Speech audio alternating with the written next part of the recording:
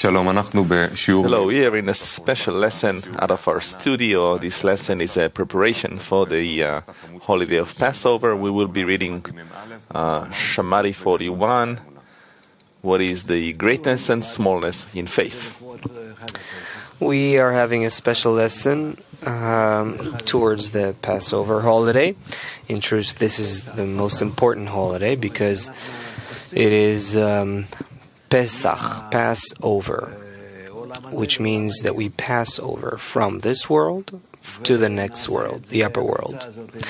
And that passing, that jump, happens by the light that reforms, which is called the surrounding light, the upper light, which transforms our will to receive, our ego, our present nature, to the opposite. And that inversion is what Passover symbolizes, that instead of the will to receive, we take on the will to bestow. And according to the will to bestow, according to equivalence of form with the upper world, we begin to discover it within our will to bestow. That's basically the holiday, meaning passing the boundary between this world to the upper world is called Passover. Let's hope that we will be awarded with that and truly, finally begin to open to ourselves, to discover, to research, to get to know the upper world. And then what we read in Talmud 10 Sfirot, the book of Zohar, all of the Kabbalah texts will become clear to us,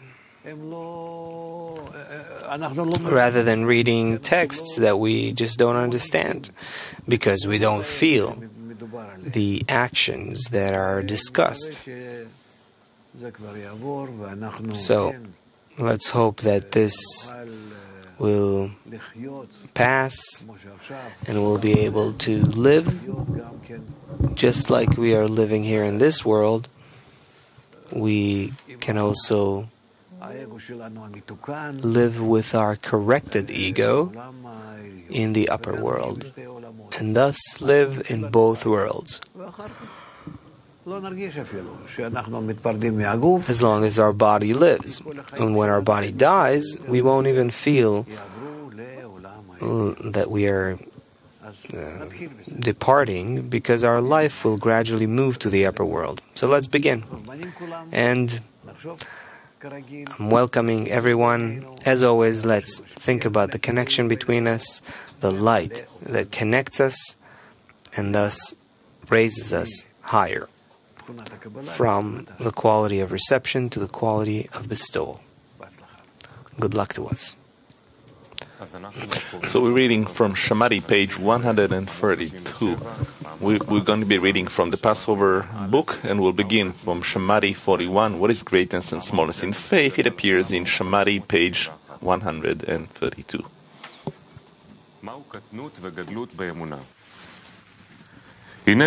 What is greatness and smallness in faith? It is written, and they believed in the Lord and in his servant Moses.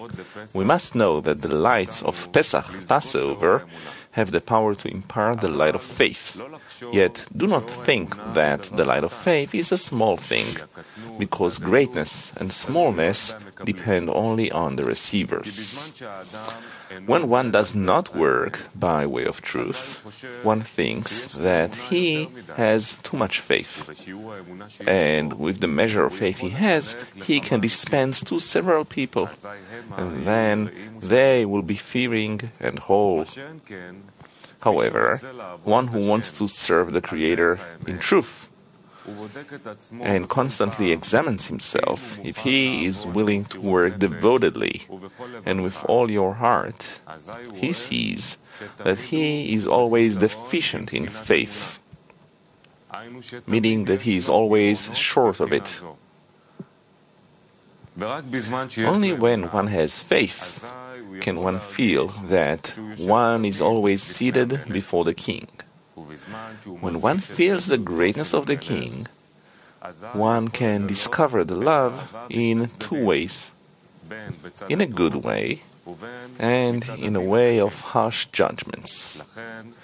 Hence, the one who seeks the truth is the one who needs the light of faith. If such a person hears or sees some way to obtain the light of faith, then one is happy as though he has found great fortune. Hence, those people who seek the truth on the holy day of Pesach, which is capable of the light of faith, we read in the parasha, in the Torah portion, and they believed in the Lord and in His servant Moses, because then it is a time that can impart that.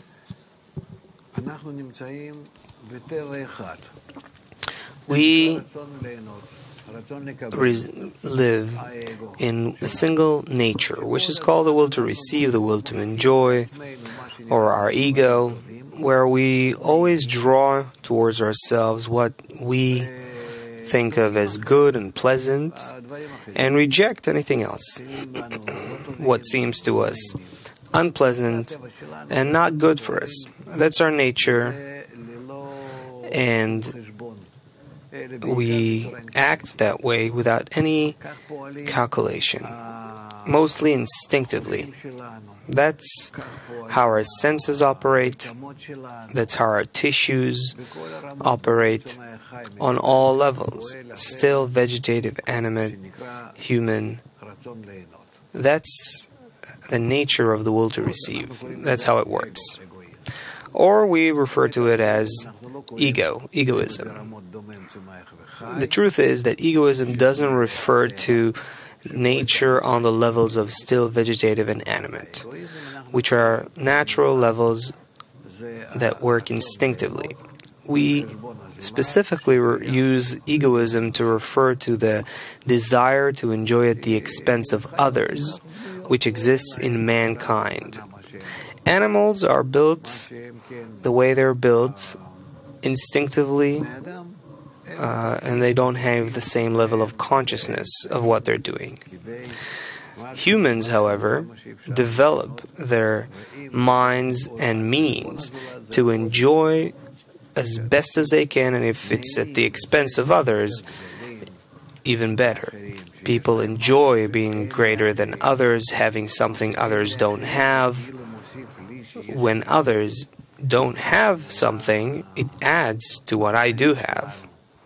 That's how our system, our egoistic system, is built. And so, this is the law that plays out in the realm of this world.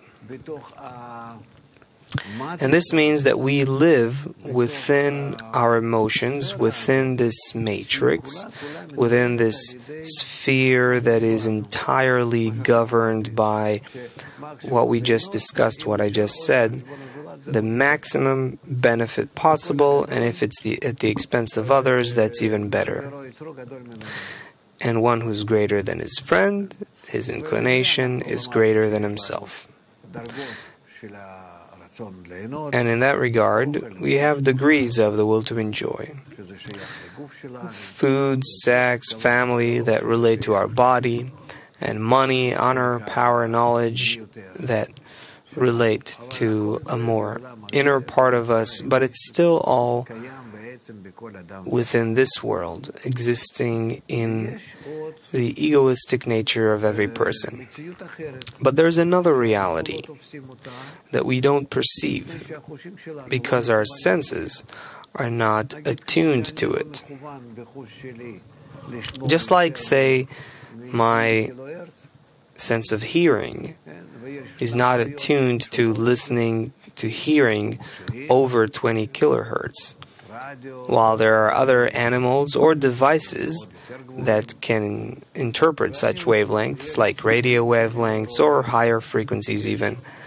And similarly, there are colors that I can't perceive, flavors that I can't taste.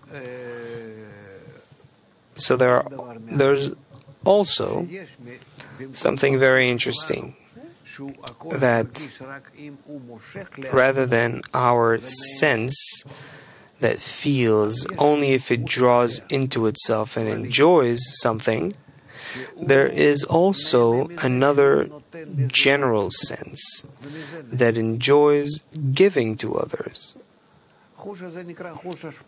That sense is called the sense of bestowal, of giving, of love.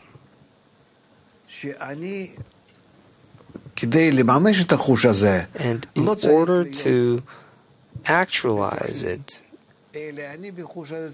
I need not be inside of me, but rather integrate with someone outside of me. And when I integrate with the other, I take the other's desire and try to fulfill it. The other needs a pillow or a chair or something else, and I try to fulfill the other. And even if the other doesn't need that, I think of the other, wish for the other, wish the best for the other, not think about how to use the other, take advantage of the other, but on the contrary, bring contentment to the other,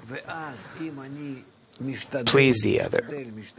And if I try to reach that, and usually we do this by organizing a group and in mutual support, by studying it, we try to practice this. And these exercises we do draw a special illumination from that realm that I don't feel, which is the realm of giving and bestowal.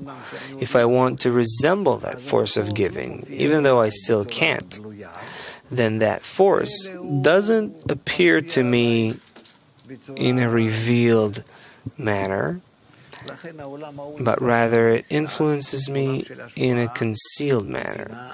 That's why that world is called the hidden world of bestowal and giving and love. And the world that I discover in my existing senses is called the revealed world, this world. And so the exercises that we do in our groups, if we do them correctly, they draw the upper light, the light of bestowal, the light of love, from the area of love and bestowal, which we call the upper world. And it influences us if we make an effort, according to our effort. And it corrects us. And when it does, we feel that bit by bit by bit, we better understand, we better feel, we better find, basically, that this quality of bestowal does exist. It exists in its own right, and we can live in it, even though it's in contrast to what governs our world. It's literally opposite. As it says, it is a reversed world. But it is possible. And time after time we draw the light that reforms until it pulls us. And that pulling from within our egoistic framework to the next framework, which is altruistic, of bestowal and love, that transition is called Passover, or exodus from the exile, from the rule of the ego, or Pharaoh, by the upper force that helps me move, pulls me out of the lower world to the upper world, from sensing reality through the egoistic senses only to sensing the world through the altruistic sense. And that transition is done by a special force called Moshe, which is from the word limshoch, to pull. And that's how I transition. Surely that transition is not simple, and it consists of many stages, because as we learn our will to receive, it also consists of 5 phases, which we refer to as the 4 phases of direct light and their root. And so our malchut, our will to receive, also consists of 5 parts. That's why in each and every action we go through by the light that reforms, we also undergo 5 stages. So, in this holiday, we'll have time to cover how we go through these 5 stages until we actually cross that border referred to as the Red Sea, and moving towards the land of Israel. The land of Israel means a desire entirely aimed at bestowing to the Creator. But before we bestow to the Creator, we have to learn how to bestow to others. And this is called being in the desert, going through what's called 40 years of corrections in the desert. It's not 40 years. Again, it symbolizes the 4 phases of Havaya that we go through. The force that we acquire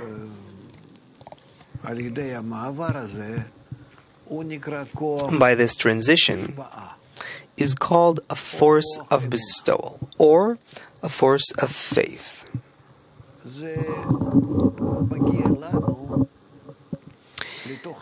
And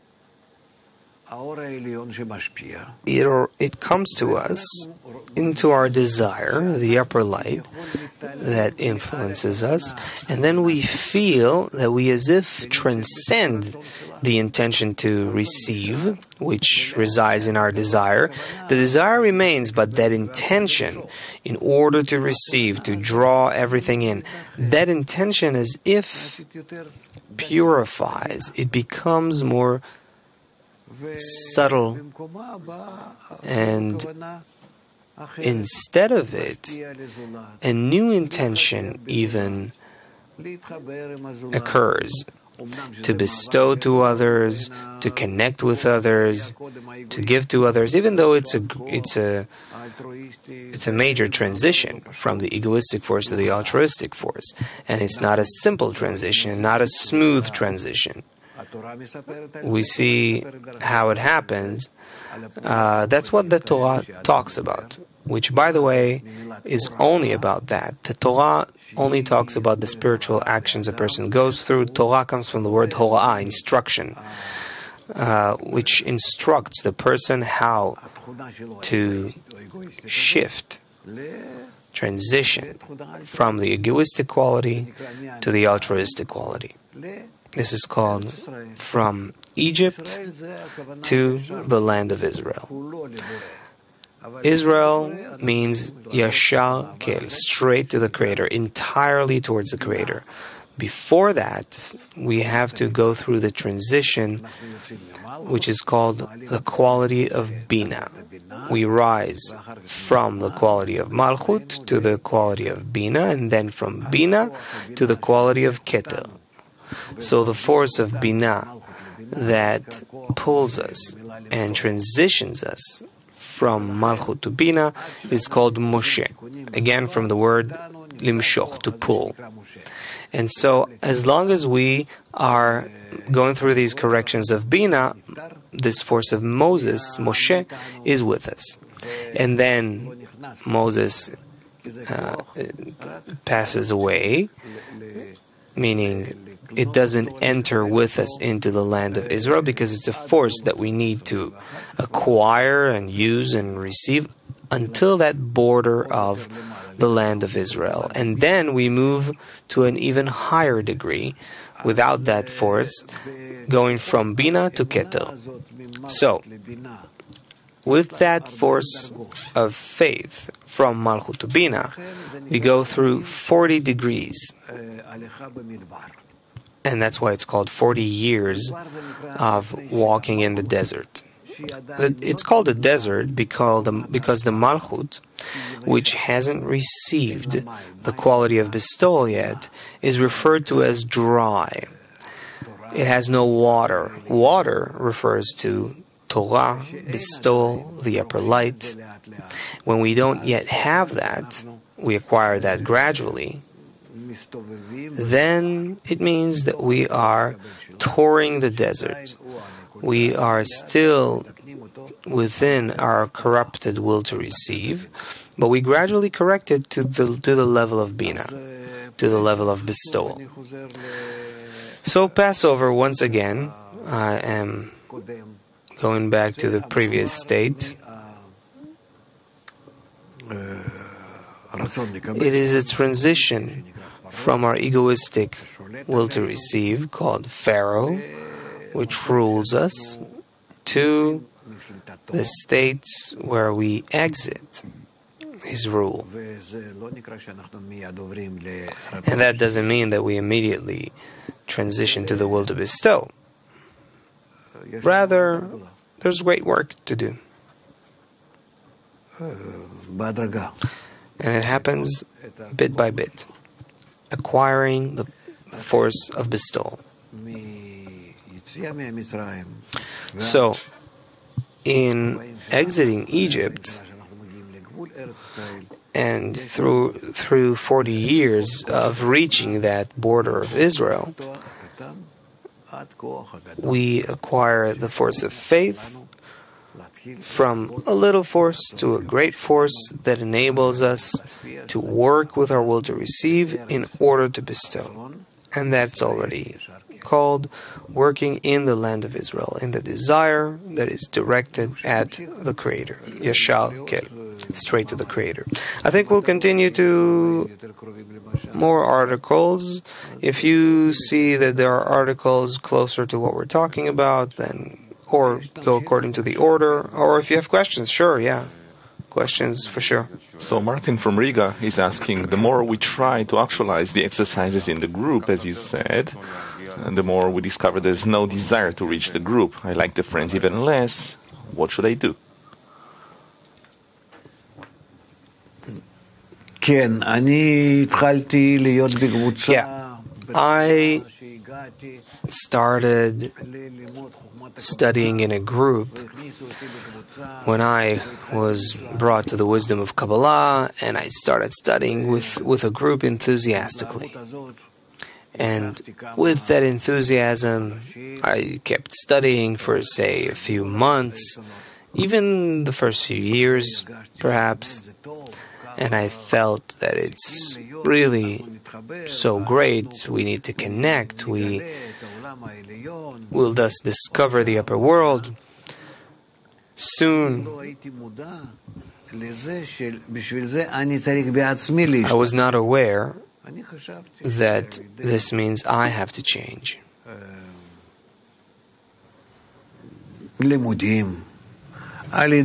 I thought that by studying, by various activities that we do, it'll come.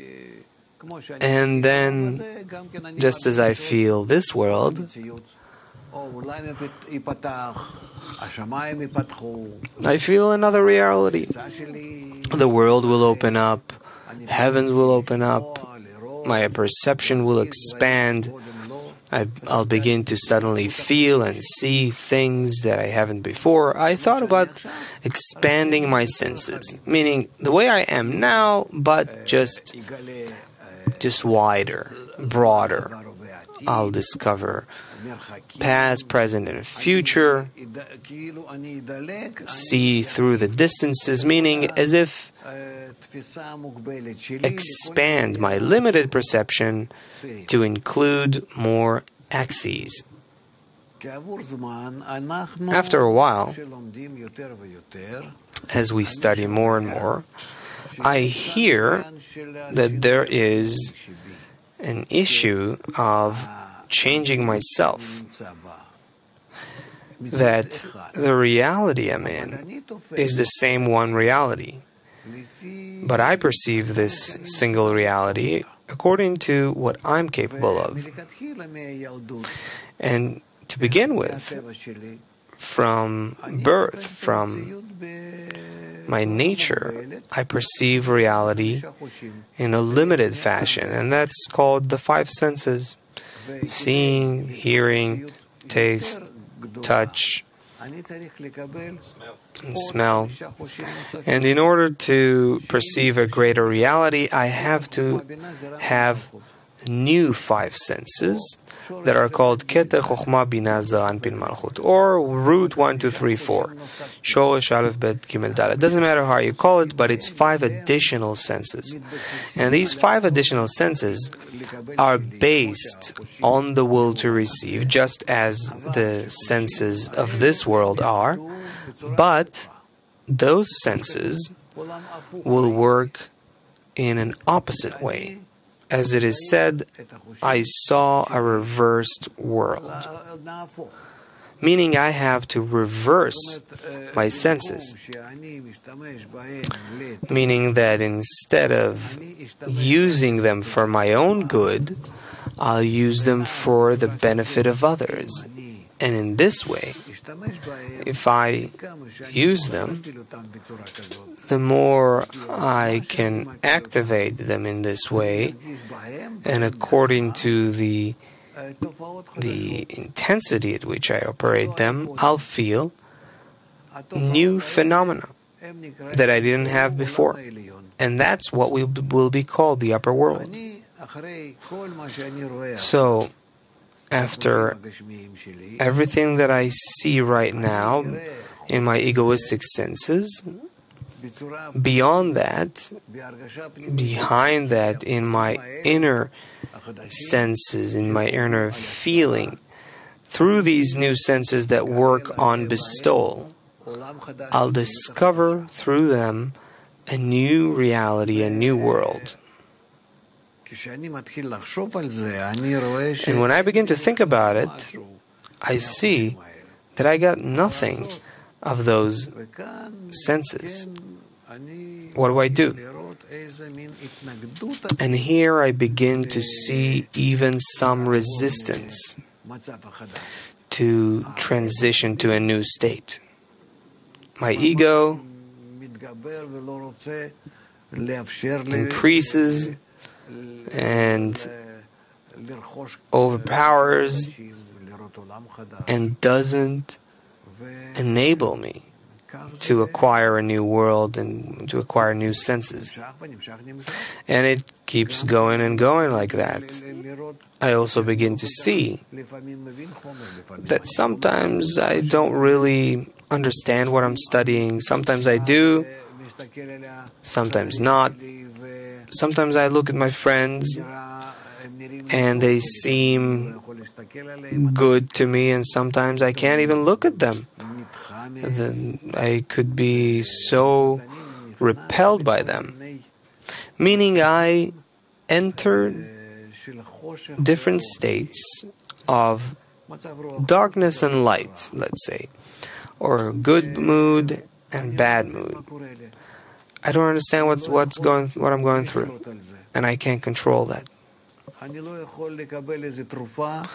I can't just take an antidepressant that helps me with that. It's not going to help.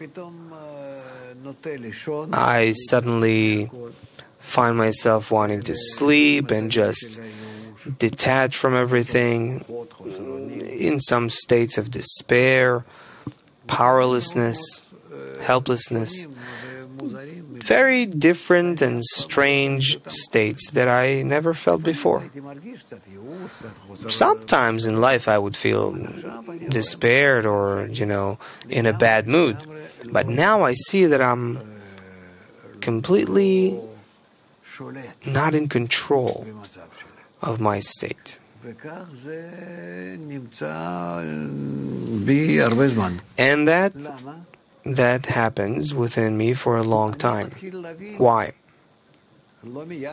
I begin to realize, not immediately, after years, I begin to realize that this is probably what this Passover story is about.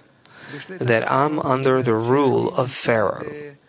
The rule of Pharaoh means that I'm under the rule of my will to receive. It rules over me, doesn't let me come out of it, doesn't let me rise above it. I don't love the friends. Sometimes I even fight with them. In short, I don't want this whole wisdom of Kabbalah altogether. So much I don't actually want it, that I'm willing to get out of it. And we see that many of our friends, many of our students leave. It's not for them, it's too difficult, tiring. You have to study during the night, connect with the friends during the day. Things that I don't feel like it. And only the people who say we don't have a choice. That's our life in this world. It was given to us for this purpose. Either we go back to the beastly life, where we only take care of this beastly body as long as it's alive. We just want it to feel good, or we keep going in order to reach the human level, the degree of Adam, from the word domeh, similar to the Creator. And then we go through many more states.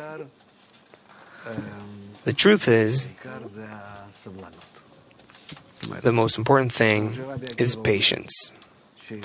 As Rabbi Akiva says, when the boat he was on collapsed and drowned in a raging, stormy sea, he caught a piece of wood, and every time a wave came, he lowered his head under it until the waves took him to the shore. That's what we need to do. To lower our heads and keep going and going. And it doesn't matter, even if our whole life goes through that way, we don't have a choice. We are drawn to the upper world, after all, and we advance. And other than that, we're in such a time in general throughout the world where the world really needs this transition to the upper world. And therefore we are the pioneers that are standing at the forefront of humanity, that entirely has to enter the spiritual world. Sergei from Moscow asks, what depends on a person, what depends on the environment, and how do we advance the stages of Passover? The stages of Passover we read about that at the time of Passover. Pesach is very special in that it is meant to help us go through the great changes. So it's worthwhile for us to, during such times, those 10 days that we have, let's say, especially, and also after that, but the upcoming 10 days, we need to enter a connection between us and an inner attack, so that the connection between us will be so sharp, so powerful, that we will draw the reforming light, and it will open up in us this new sense, a sense of bestowal. Ildar from Volga is asking, does the exodus from Egypt and entering Ibur, is that the same state, or are these two different states? Yes, the exodus from Egypt and entering Ibur, it is the same thing. There are more subtleties to that, but you can say that. A student from California is asking, to be connected, does it mean to be conscious? Connected to what? connected in the group. Connection in the group is necessary in order for the upper light to influence us, and it influences us only if we are connected in a group, even virtual, it doesn't matter, but nevertheless in a group. When we are in a group, and it could be even just a few, 2, 3, 5, and when we try to be connected according to our effort to connect, even though we don't feel anything as a result, and even though we even resist it, not searching for us to, don't wait for us to want it. No, to the contrary, that we don't want it, and we resist our ego. According to our resistance to our ego, we draw the reforming light. That is, the light that influences us according to how much we have a great desire to connect with each other. So, in Egypt we read that there were many obstructions to the connection. This is actually called Egypt, specifically. Many obstructions to the connection. And if we nevertheless try all the time to be connected as much as possible, and we cry out when we ask for the light to come and connect us, then that light connects us and it builds in us a special sense called the sense of bestowal. And inside this sense of bestowal, we already discover the upper world. Konstantin from the virtual group in Russia is asking, can we learn how to pray correctly, to put together the words of the prayer correctly? No, there are no special prayers. There are, of course, Kabbalists that did write them, but they wrote them. What is important for us is to express what is in our heart. You can sing, you can whistle, cry out, it doesn't matter what, so long as it comes out of your heart. Nikolai from Moscow says that it's written in the text that if a person hears or sees some virtue, some way to achieve the light of faith, he is happy as though he found a great fortune. He asks, what is that great fortune that one is happy about? Because if he will indeed acquire the light of faith scrutinizes the ego in him, it whitens it, and it makes it into the quality of bestow. So in that force of, in order to bestow, which he acquired, he will discover the upper world. He will, if he gets even more light of bestow, light of faith, light of bina, light of chasadim, then it will whiten him even more. It will correct him to be in order to bestow, and then he will feel even more the upper world, the spiritual world, and that's how it works. Raphael from Brazil is asking, what does it mean to be in contact with the friends? To be in contact with the friends is to reach a state, as Rabash writes in his first 20 essays about the group, that connection is the most important. All in all, it's about connection. And the connection should be in all kinds of different manners. The most important is that each one will come out of himself and feel that he doesn't belong to himself, but rather to the group. Eugene from Portugal is asking how to be connected with the friends when I'm not with them. This is something that requires special exercises for those who are in a virtual group. However, without a group, it is impossible. And therefore, when we have an opportunity to be in a group,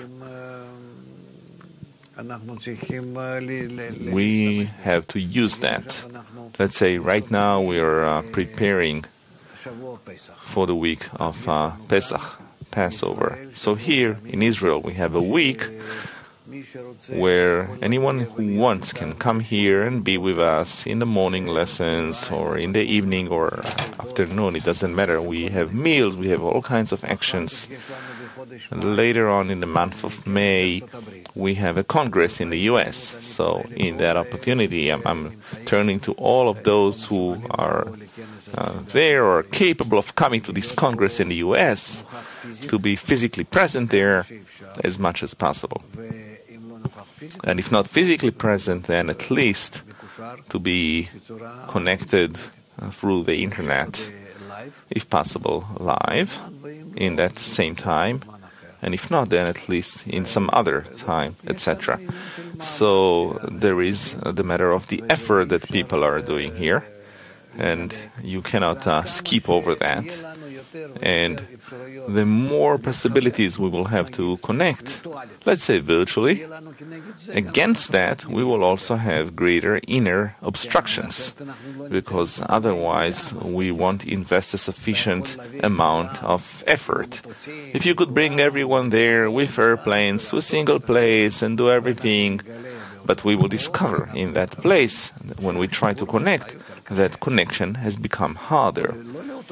Or if it's not in the same time, let's say Congress is only 3 days, but in another time we will feel it still. So we just have to realize that the more we get different means for connection, external means, such as airplanes, different locations, hotels, and the ability to come and do everything and all the equipment, so that we can also transmit it, pass it on to the whole world through the lines of the internet. Together with that, to the same extent, of course, it will bring us a burdening of the heart against the connection. There's no discount, easing of the effort, because still a person makes, he's inclined to connect. Why should there be a discount? To the contrary, from one degree to the next, you will have new questions, and you will feel them in a new way each time. We have to realize that these are the kelim, the vessels, with which we acquire the spiritual world. Now in Israel, there are hundreds of friends that are making the last preparations for Passover, to make their centers ready, this center especially. What intention should they have during these actions? Yes, we, according also to the custom of Bala Sulam and Rabash, we are making sure also externally that everything will be clean of chametz. Chametz means, well, a flour that is mixed with water for more than 18 minutes. It's a sign, it's a symbol from spirituality. The 18 minutes are actually 9 sfirot of Or Yashar, direct light, and 9 sfirot of Or Chozer, reflected light. Until it reaches the very last degree, it is considered that they haven't yet mixed the vessels of reception with the vessels of bestowal. Well, in short, those are things that we need to learn. However, it is therefore customary in this holiday to use flour that doesn't turn sour. And therefore, we eat a special bread called matzah bread. And we clean all the different places where we are from the chametz, meaning from flour or things made of flour that were in touch with water. It's a special symbol. Why? We realize that flour is the whole foundation of food, and you cannot eat it without doing something out of it, which involves water.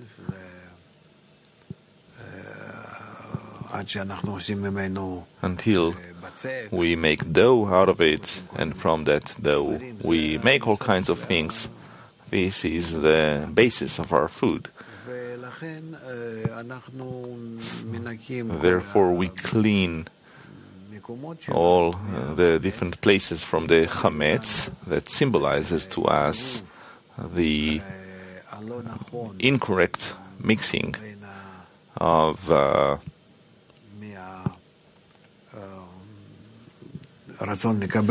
will to receive and the will to bestow. And it is only for 1 week. Why 1 week?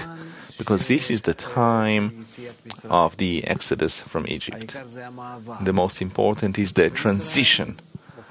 In Egypt we eat chametz. After we come out of Egypt, after 1 week, we also eat chametz. But at the time that we do come out of Egypt, it's forbidden for us to mix flour with water for more than 18 minutes, because this is a very subtle, gentle time, the transition between the lower world and the upper world. And therefore, for 1 week, we only eat that bread called matzah. That's it. What is the thought that the friends doing these Passover cleanings should be having right now? The Passover cleaning has nothing to do with the general kind of cleaning. Usually we turn the house over and we do all kinds of cleaning. We paint and we wash and we do all kinds of things. But in truth, it's just the reason. Passover is the reason to do it once a year or once every few years. So I wouldn't ascribe any importance to it, really. You can do it in different kinds of forms. Yes?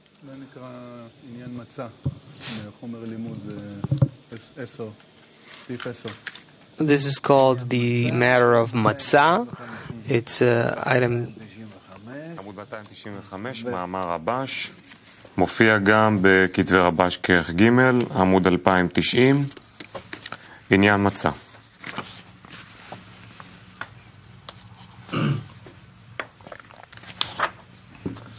כן. עניין מצה. מצה הוא עניין מצה. Concerning the matzah, unleavened bread. Matzah comes from matzah and mariva, strife, as in when they strove with the Lord. The rule is that as long as one works with the dough, it does not become leavened, even if it is all day long. For when one is under the governance of Pharaoh, king of Egypt, he cannot do anything for the sake of the Creator. At that time, a person makes a matzah and mariva with the body.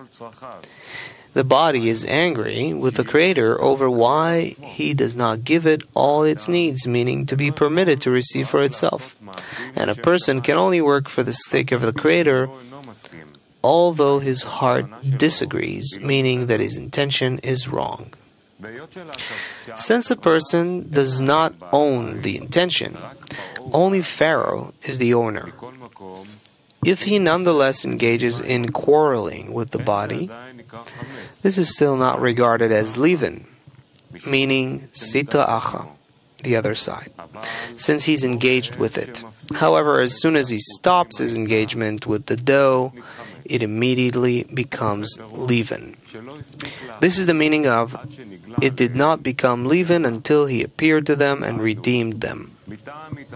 That is, because they worked with it all the time until he redeemed them, and then they no longer had to engage. This is why it is called bread, since he is still poor, without the intention but only with the action. This is called unknowingly. Also, there is none who is poor except in knowledge. This is the meaning of answering it, meaning that the body sings after the fact, that he wants to work lishma. This means that we begin in Egypt to engage with our will to receive. What is Egypt? That we feel that We have to work with it, with our ego, with our nature, because only by correcting it from our corrected will to receive, so that will won't be completely aimed towards me, but also towards the benefit of others. To the extent it is aimed towards others, I will be able to feel the upper world, something which is outside of this world. Therefore, we need to begin to engage in it. So they're telling us the forward. If you want to come out of Egypt, you have to constantly engage with your will to receive, try to turn it to be in order to bestow through all kinds of means. And if you engage in it, then you're fine. The moment you let go of it, it turns sour. It becomes the evil inclination. If you wish to correct it, even though you hadn't corrected it yet, but you do all kinds of efforts to work on it, then it is still in a form where it is getting better. It is advancing towards the good. And therefore, this is the sign. So this is what we have to do, as much as possible, all the time, to try to be more connected. Just like you're tanning in the sun, try to make out of yourselves to have such a pose, a figure, a state, such movement, so that the sun, meaning the upper light, will affect you maximally. That is, have such a connection between you that will be as similar as possible to the nature of the upper light, in bestowal and even in love. And here we need to see that it is impossible also to come out of Egypt without that state called matzah or meriva, strife, when there is a big fight between the members of the group, and suddenly we can't find ourselves close to each other. We have this inner rejection. Look how you are sitting, and each one feels that there is a distance between him and the other. And even though you do realize that you have to connect, it even says, as one man, in one heart, in one body, but we are not capable of it. We truly feel inner rejection from each other. This is called matzah. Matzah is also called the bread of the poor. Why is it the bread of the poor? Because there are no forces for connection.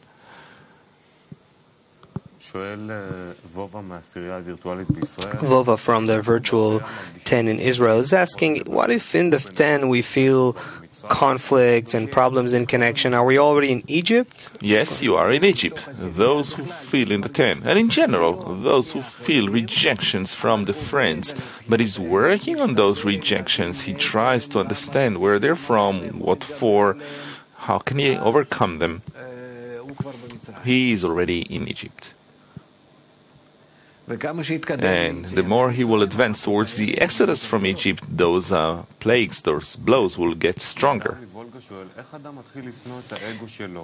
Ildal from Volga is asking, how does a person begin to bear his ego, the sense of emptiness that appears in him? What kind of attitude is that? It's through the reforming light that when he begins to feel that it's actually his nature which is being disclosed, and he doesn't agree with this nature that the Creator has created in him, an egoistic desire, because he also begins to feel how much this desire is separating him from all the good, from spirituality, from godliness, from eternity.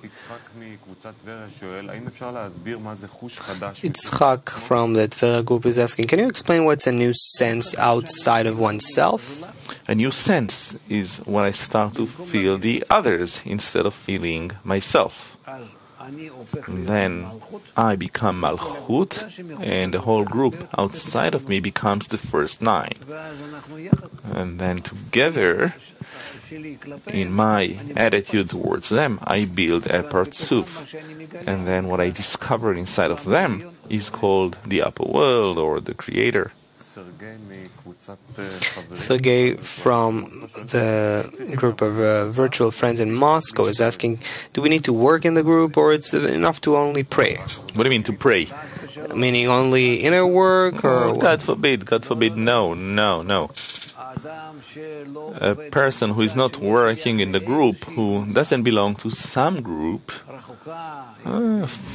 remote or virtual, it doesn't matter. But one has to belong to a group. If he doesn't completely belong to a group, or doesn't somehow belong to us, let's say us, Bnei Baruch in Israel, he nevertheless has to belong to us in some way, to be associated with us. It's not enough that he turns on his computer and he simply sits there and watches the lessons.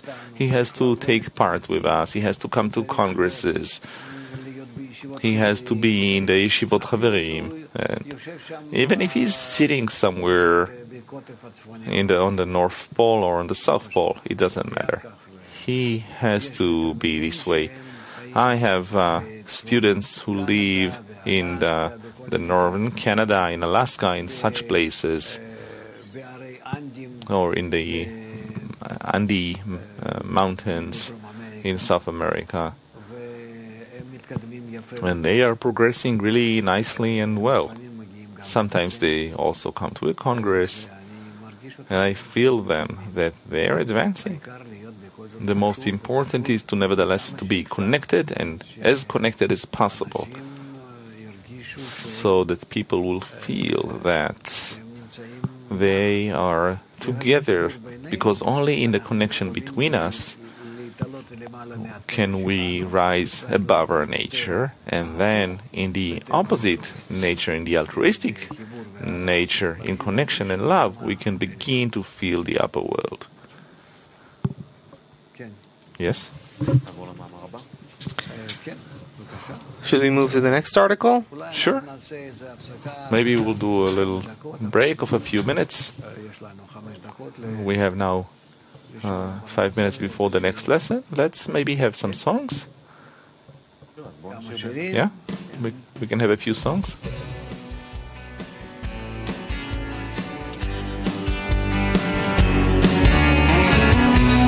כל דממה דקה יהפוך לשיר, והלילה החשוך יהיה כיום בהיר. העיניים נפקחות מעל ההיגיון, ואתה הוא הראשון וגם האחרון. על ים שנאה שמתגלה נחת אור לטוב, נוריד ראשינו נתחבא כשהגל קרוב. יש מגדל אור נותן כיוון, אור עוד לא קבע, ומעל כל הפשעים כיסוי של אהבה. מעורר את השחר, מעורר את השחר, בתפילה עבור החברים. מעורר את השחר, מעורר את השחר, והאור יאיר בין השברים.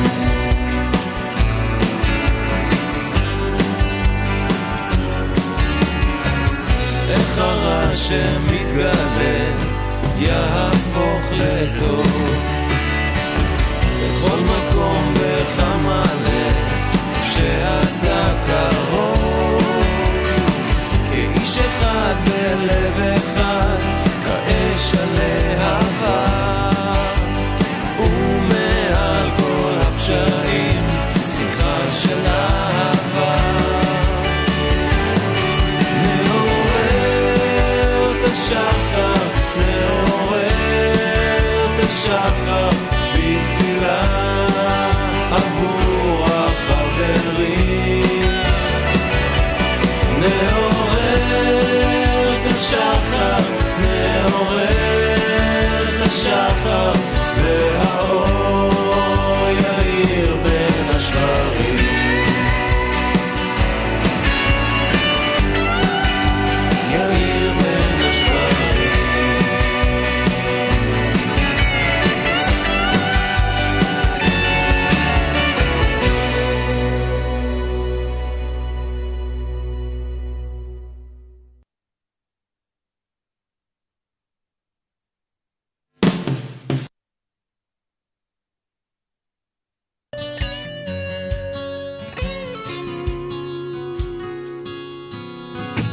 היחס שלי אני המכריע, במקום לקבל רוצה להשפיע, תיקון אמיתי יגיע אלינו, בתנאי שאני אחיה עבורנו.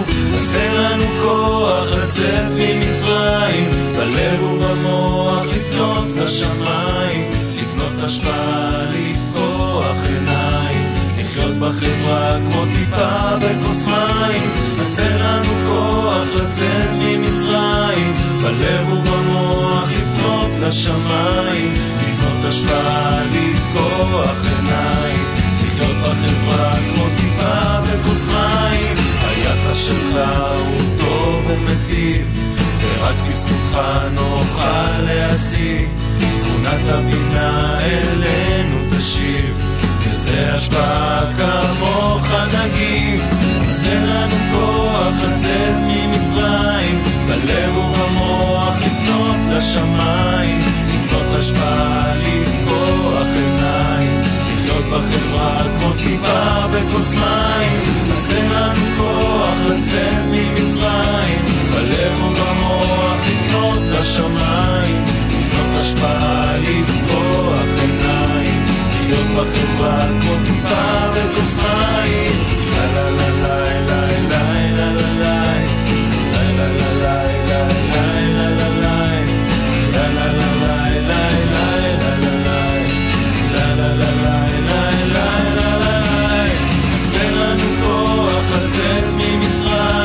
בלב ובמוח לפנות לשמיים, לבנות השפעה, לפקוח עיניים, לחיות בחברה כמו טיפה בכוס מים. אז תן לנו כוח לצאת ממצרים, בלב ובמוח לפנות לשמיים, לבנות השפעה, לפקוח עיניים, לחיות בחברה כמו טיפה בכוס מים.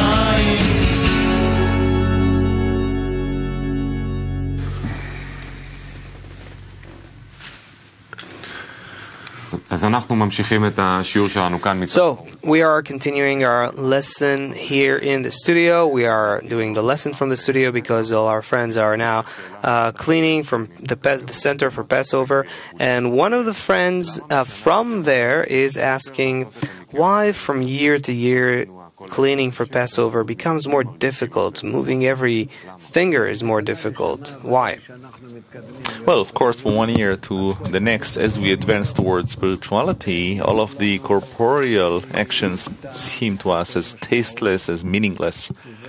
And indeed, this is how it is. Logically, because spirituality is about forces and intentions, and it's unrelated to the actions we perform with our hands and legs, and also what I express in my mouth and even what I think, because spirituality is more internal than what I think. It's what doesn't even pass through my head, rather my inner qualities that I brought to correction through the upper light, as the upper light influences them. There inside of me, within forces that are not even related to this corporeal body of mine. That's where it makes the corrections. So how is it related to us cleaning or preparing ourselves to some holidays or something else? What is this ritual in each and every state? Not too long ago we went through Purim, so we even put on costumes and we were singing and dancing and we were rejoicing and we were eating and drinking, and actually those who drink even more. Well, what kind of a spiritual holiday is this? The one who drinks more, it's better, it's finer. But that's how it is, because each and every spiritual state has a certain projection in our corporeal world. That projection, that reflection may not be very well understood, but it's there. Because there are two worlds, and the upper light, as it passes from the upper world from above, it then shows down here in the lower world. And then that line of light, with all of the qualities of the upper world as it appears in our lower world, we perform actions in the lower world since we are here and we are able to do them, and we also try at the same time to keep what is possible in the upper world. Let's say like in Passover, we try to be without chametz, without leavened bread, without the egoistic will to receive, in order to receive. Because before that, before the exodus from Egypt, we were in it, we lived in it. After we come out of Egypt, we can use the will to receive already in order to bestow. So it can be chametz, but we turn it, we use it in order to bestow. Whereas in this exodus, we cannot do it.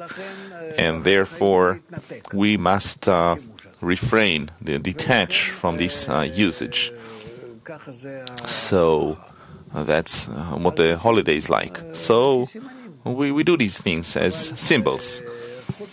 But besides these symbols, we must realize that these are not customs like with all kinds of different nations or religions. Here it's a result from the rules, the laws of the spiritual world. Because Israel, it's not a nation, a people. It is a group that detached long ago from humanity in ancient Babylon and decided that they wish to acquire the quality of bestow through Abraham, who put together his group from all the nations that lived back then in Babylon, which was actually the whole of humanity lived there. And therefore, we see in all of these customs, all of these holidays, in all of these laws, we see it as a projection from the laws of the spiritual world. So, when a resistance awakens in the person to doing some task or a custom, then what should he do? So when resistance awakens to certain customs or holidays or all such things, then there's no choice, as usual. As we have resistance for connection, and we have to overcome it and connect, also in that, you can maybe do it maybe a bit less, not be so devoted as you were the first time, maybe invest a little bit less in cleaning. That's not a bit what it's about. All in all, these are just symbols, signs. But don't allow yourself to have the freedom or the weakness in connection. That's where the struggle really is, even if it's difficult. So, our guys who are there cleaning, let's hope that you will have the strength to continue it and to finish it. Indeed, the holiday is already approaching. We will now read the article 2 Exertions from Rabash.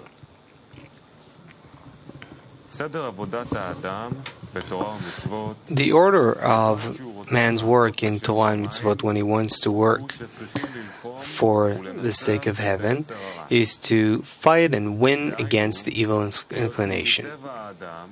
Meaning that the nature of man is to make an effort when there is self-benefit. But when he sees that nothing comes out of that work for self-benefit, then he cannot do the work.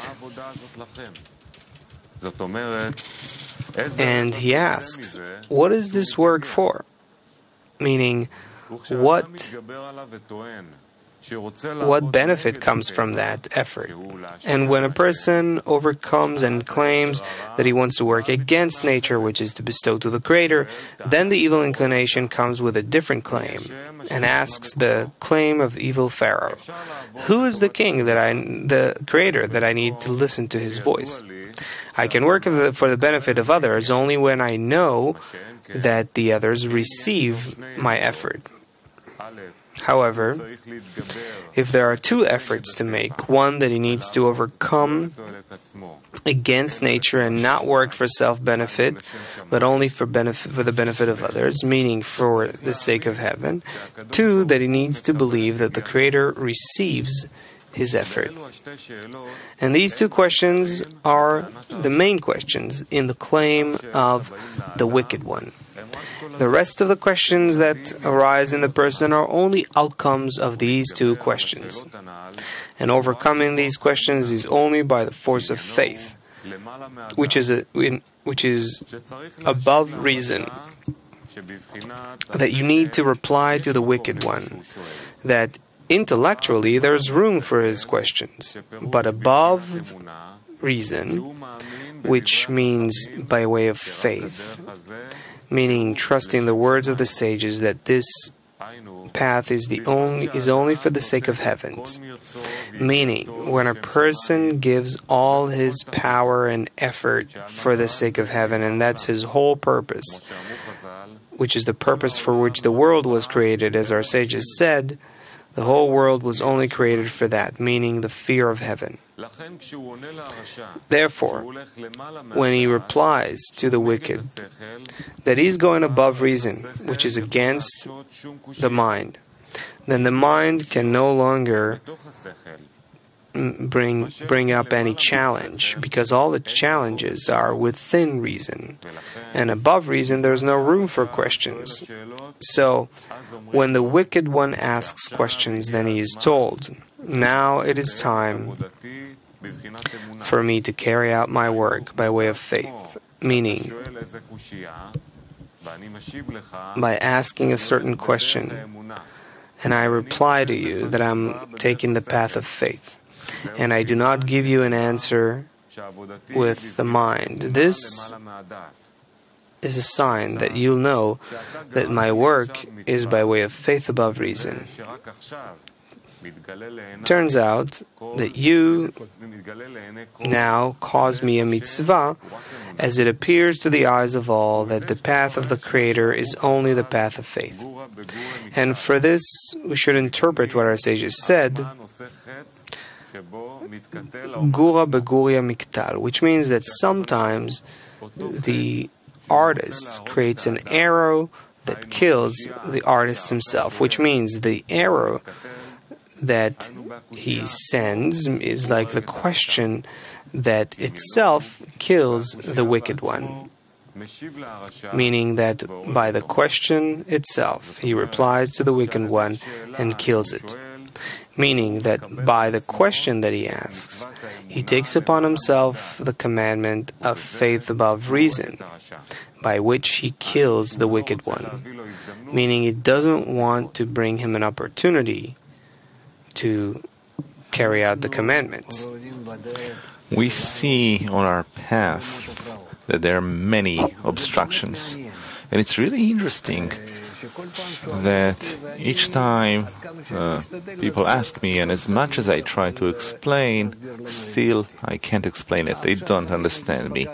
Now let's say I met my friend that I didn't see since from the 1990s. So, how long is that? 28 years. The last time that I saw him was when Rabash passed away. And he has become an expert in some special method. And he became great in that. He's well known, and he explains. I met a few such who were in different methods that used to study with Rabash. And sometimes I meet people who just left us and didn't enter some other method. Rather, they just live in all kinds of different forms. They came closer to religion, they came closer to something else, or maybe they just live with their family. What everybody asks, and we should also go ahead and ask, is why specifically our method is so difficult? Why our method ruins the person, destroys the families? Our method brings out of the person all of his desire to live. He is in despair, in helplessness. 1,000 enter the room, and, well, at least 90% of them come out. They go back. What kind of method is this happening? People also get upset on us. They leave us, and they feel anger. They disagree with us, right? And around our group, there is always, as we say, that the group is in dispute.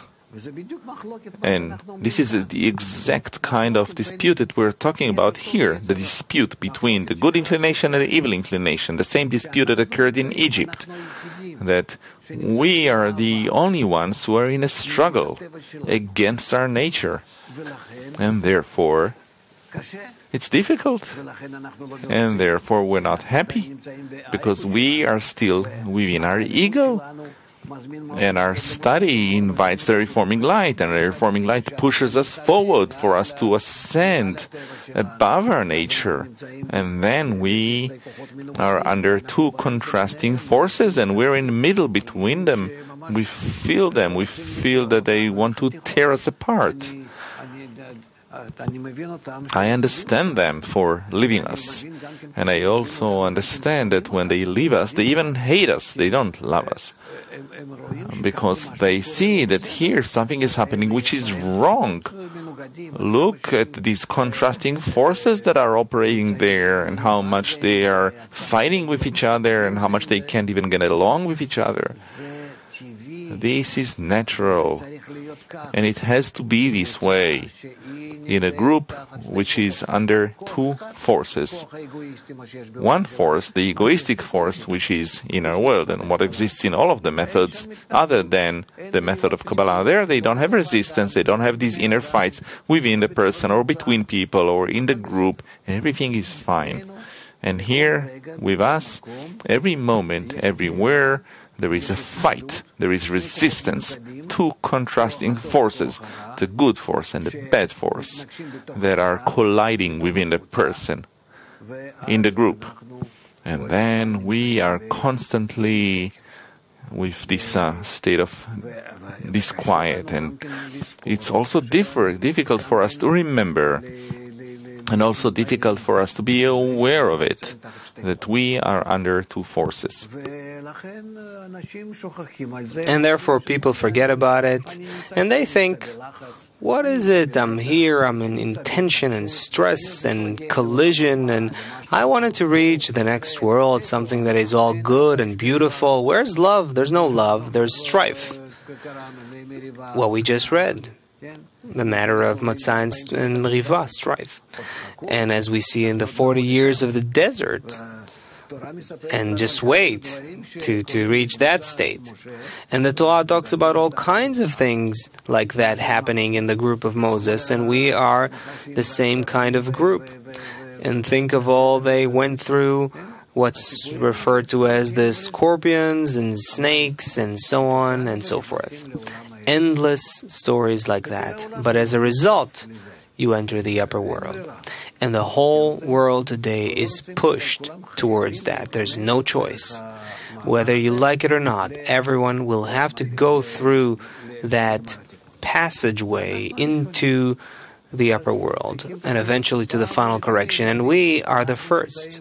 So we just have to understand once and for all, we are in a struggle, in a battle between the good force and the negative force. And it's specifically our method that is like that. And so certainly more and more friends will leave who don't have the force to persist, like Baal Sulam gives the example, that only the courageous ones who climb the king's mountain reach the palace, but those whose patience stood up for them, meaning that's it, meaning it doesn't matter what happens, I stay because I got nowhere else to run.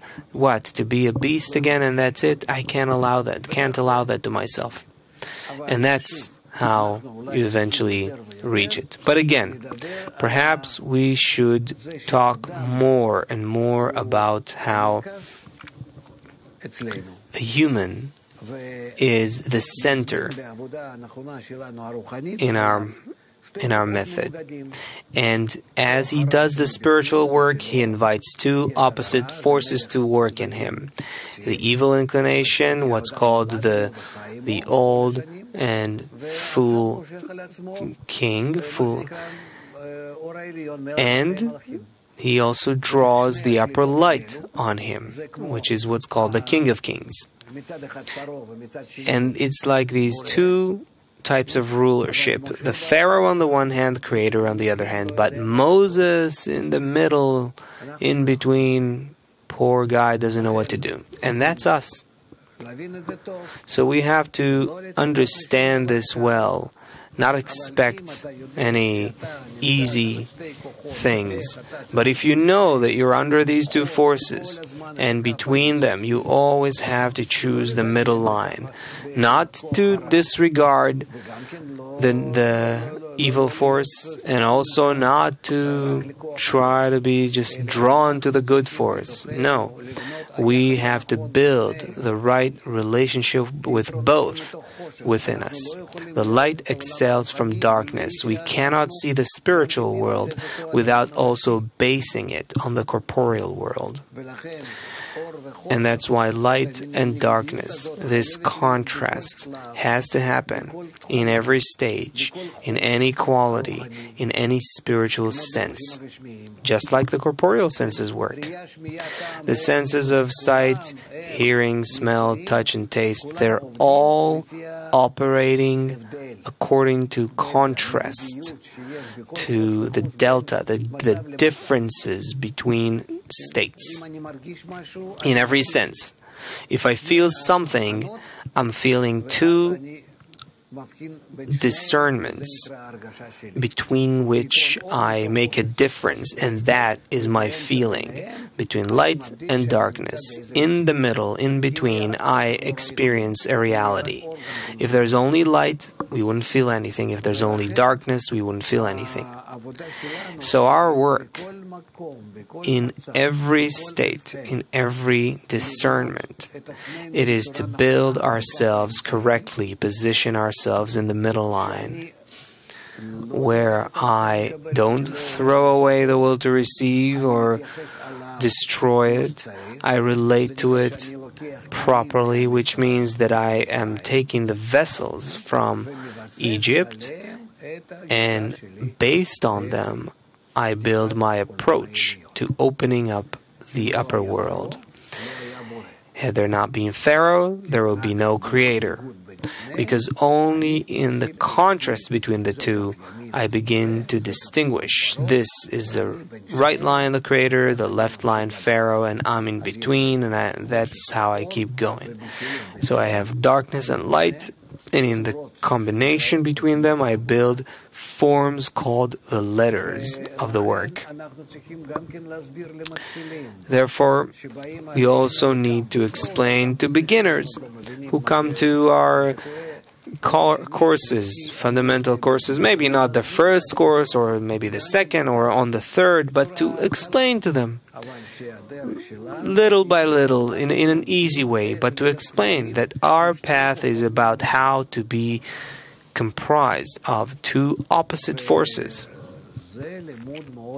And that is a critical study that doesn't exist anywhere besides the authentic wisdom of Kabbalah. Questions? Yes.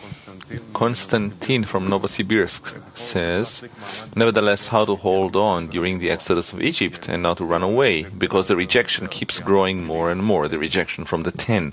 How do I hold on?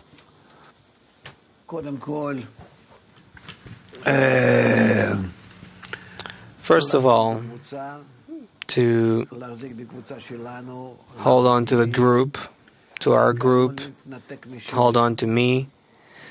Most important is not to detach from lessons. I never, it never happened that I didn't come to the Rabash's lessons. I don't know, maybe it happened here when I was sick, or if I have to be on a flight or something. Very few times, maybe. So I can't imagine how this happens. And excuse me, but you don't understand. I hope that at some point you will understand what it means to wake up for a Kabbalist. As we learn about the students of Rabbi Shimon, it's not that simple. It's not that the Kabbalist is in some nirvana and it's like those who sit somewhere in the Himalayas or India. They feel a lot better. So, because they decrease their will to receive. And that's it. That's it. Now they're so-called spiritual. But here, when we're always building ourselves by two forces of nature, it's always difficult. There's no choice. Always to prepare for oneself. Supporters. Supporters means everything that can help you get up and come to the group. Those who don't come to a physical group, then to turn on their computers and to chain yourself to the screen and listen to the lesson. Watch the lesson each and every day. That's first. Now, what else? Write. First of all, I used to record what Rabash would say, and besides that, I had notebooks. I can show you at some point. I had thick notebooks where I would just write. He says something and I'm writing. But it's being recorded in a tape recorder. I didn't care. This is the tape recorder and this is me. And by writing, I would remember better and listen better, and then I could ask questions and so forth. Meaning, what's being said in the lesson, write it, and have some sort of a note-taking of it, like a student does in a lecture. How do you call it in Hebrew? A synopsis, maybe? Well, summary is a summary. It's what if I write, but what if I write while he's saying?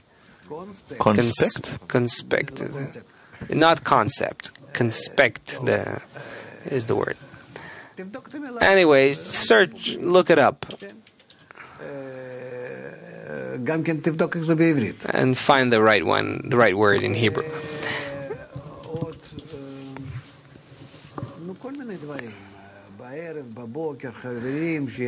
Anyway, all sorts of things, the friends that will help you in the morning and the evening, and also to write.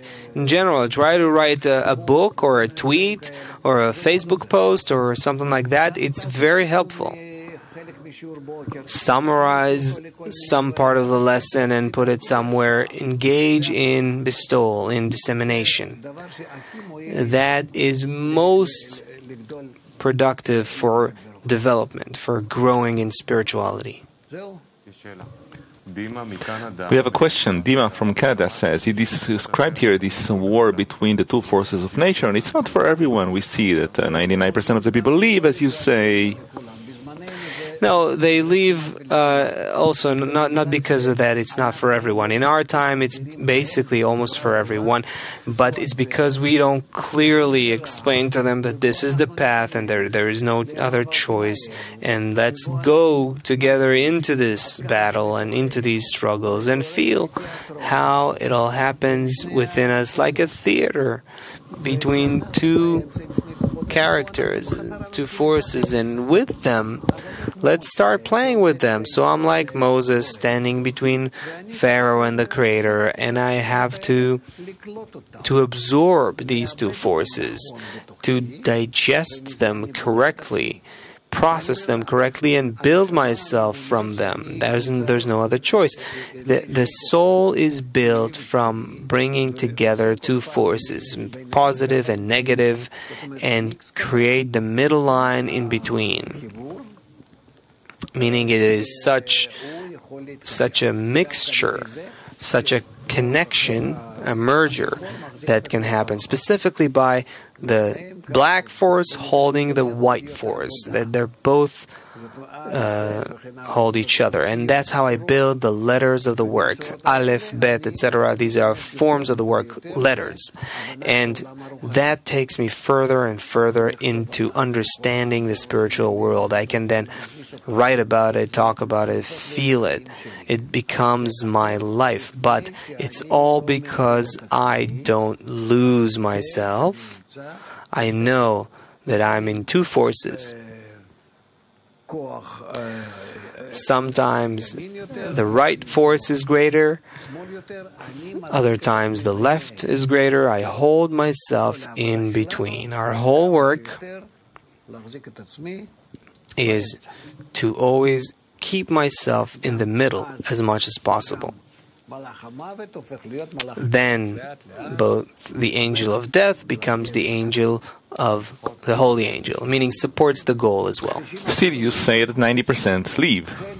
90% leave, I think it's like this. Part of them is not ready yet. Not ready yet. They don't feel yet that their life is so bad that they will come and start struggling to reach the spiritual world.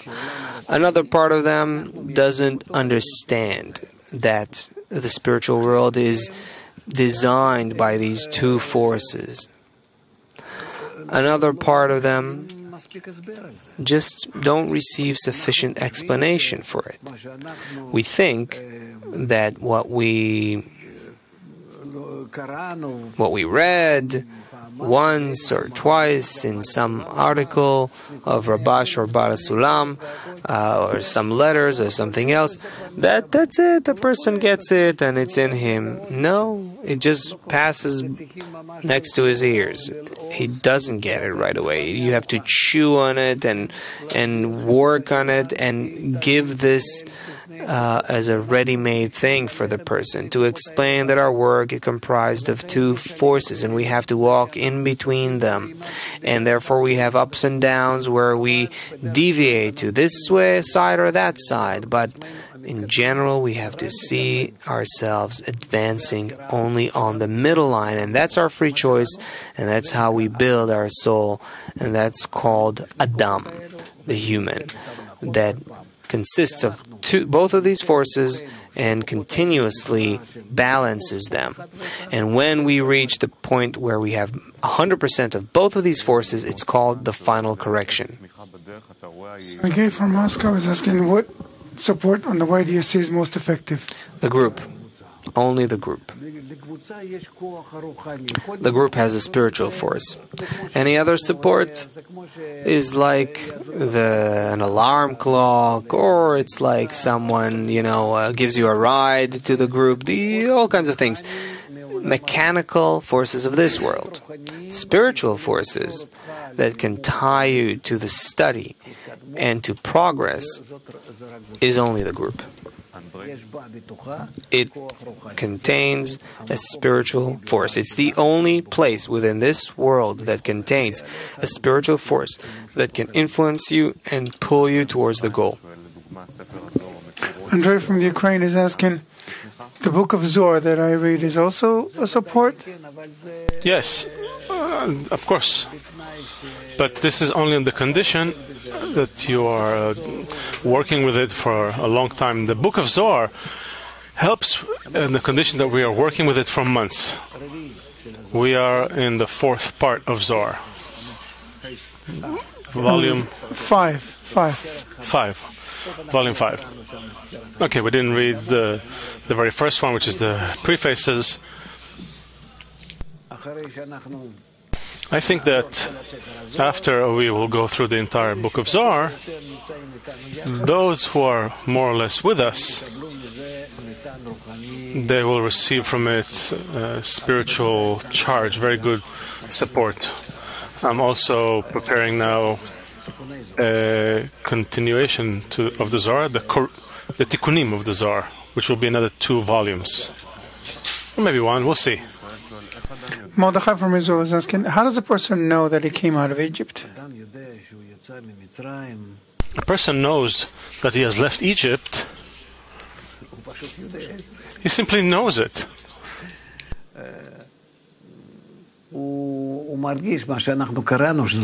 He feels that everything we read, it passed over him.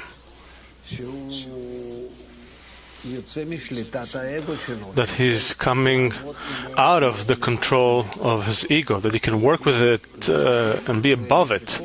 This is me, and I have the power to be above myself, my I. Konstantin from Novosibirsk is asking, why is it that the more you pray for the friends, the more you feel that they're against you? There is even a hatred that comes. So that you would pray for them even more and connect to them even more. Of course, that's how it is. Denise from Moscow is asking, Pesach is a time of hardening the heart against connection. If a friend in intent is in dissent, Passover is not a time against connection. It symbolizes the exodus from Egypt, meaning we are escaping the evil forces and we cleave on to the good force. Right, but there is burdening of the heart at that time. Yes, of course. So when a friend is in a tent, the tent usually knows how to help him. But if a whole group is in dissent, like Guadalajara or another group, how do you help them? Denise is asking. How come other groups are not just jumping on them? All the groups in the world, now, today, throughout the day, jump on the Guadalajara group with phones, over the internet, through SMS, through anything. Don't give them a moment of rest. Really.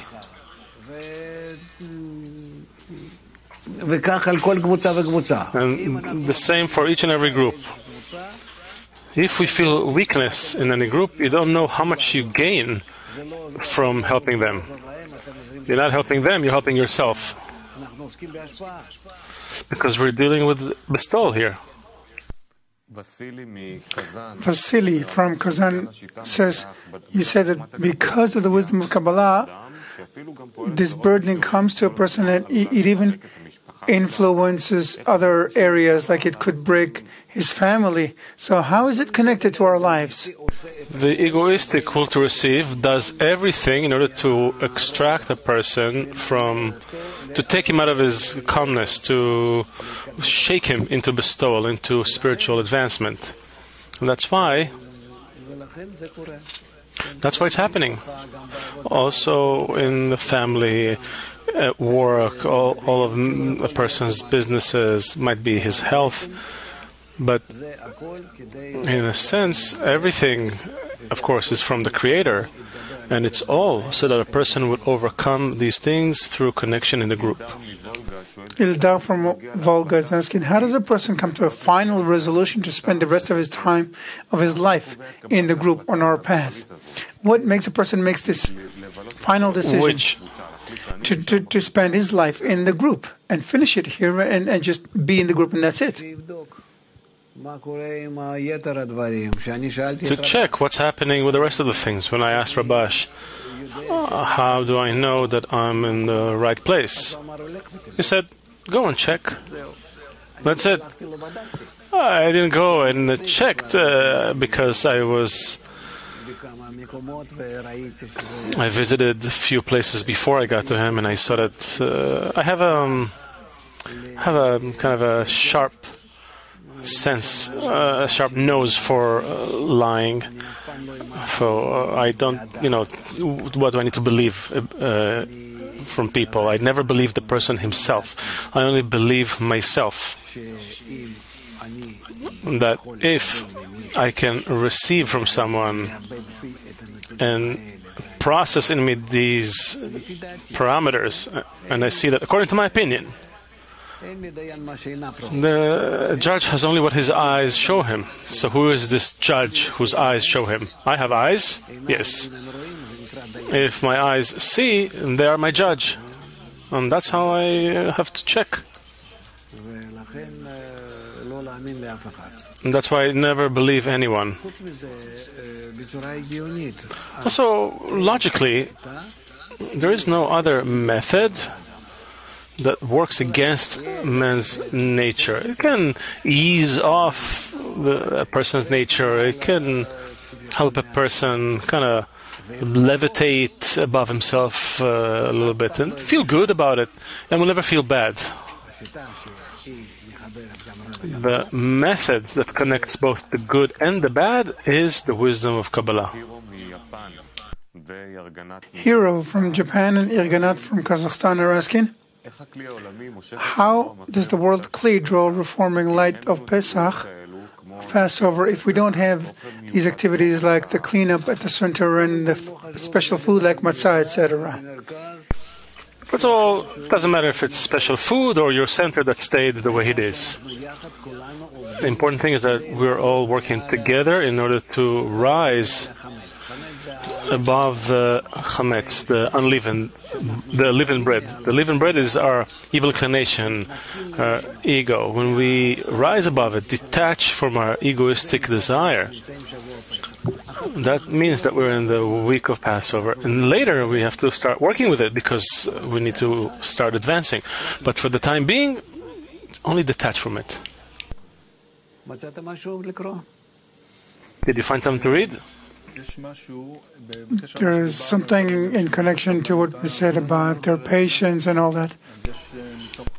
So from Wabash, there's an article called, what does it mean? He eats the fruits in this world, and the principle exists for the next world. In the work, when a person sees that it's difficult to get what he wants, he escapes from the work and says, I believe that there are people who were rewarded with the Creator giving them the desire to bestow. And that was because they were better, more capable than I am.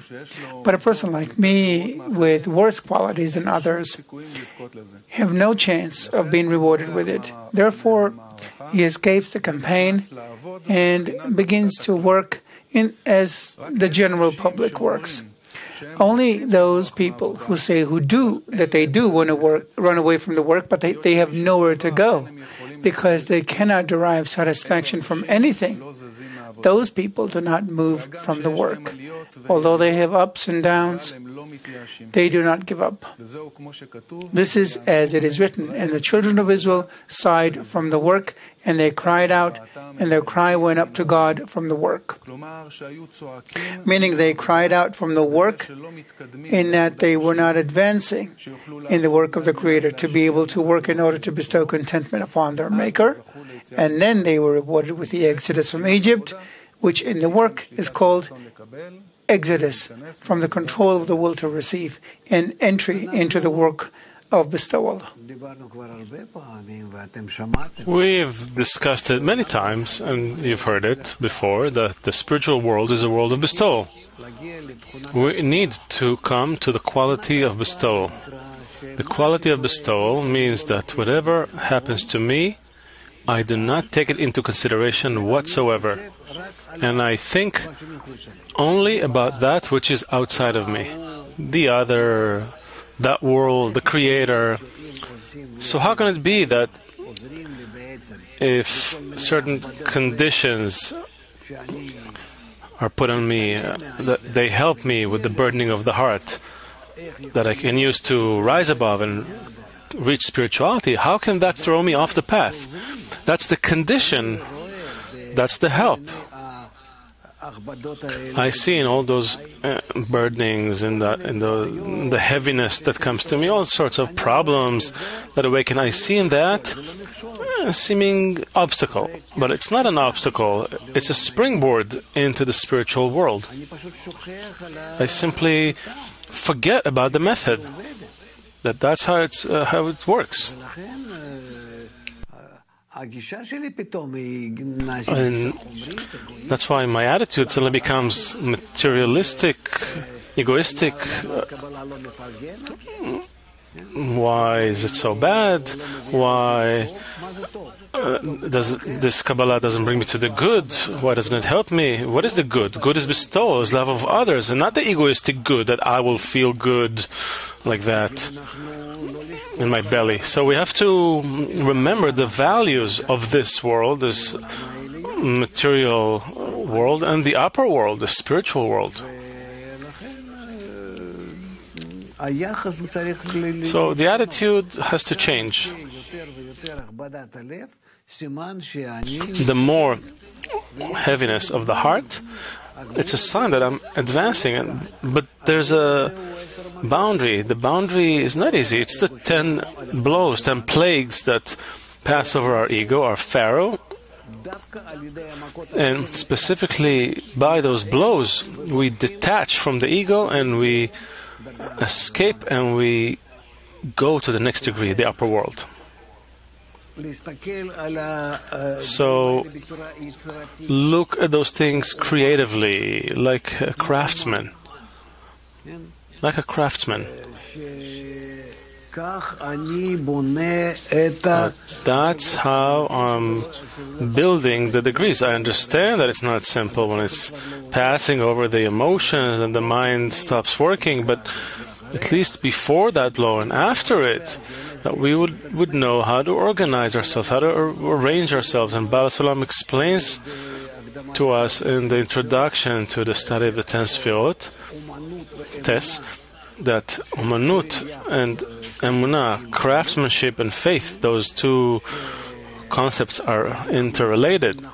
And if we relate correctly to our work as a craftsman, we build, we arrange, we sculpt ourselves, our soul from these two forces, the will to receive and the intention to bestow. Then in this way,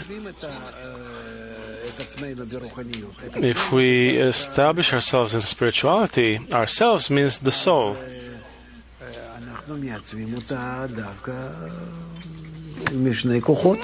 Then we stabilize it from these two opposing forces as the middle line, as we said earlier. So the general force of the soul is called the force of faith, meaning force of bestowal.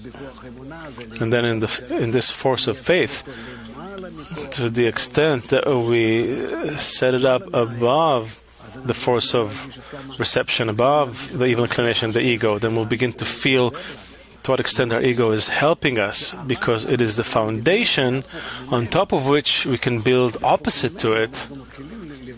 We begin to build a force of bestowal. And it works out that the force of reception inside, the force of bestowal above it, and that's how we are building the soul. It's all in our hands. Only patience and persistence. Francisco from Chile is asking, how many times do you leave Egypt?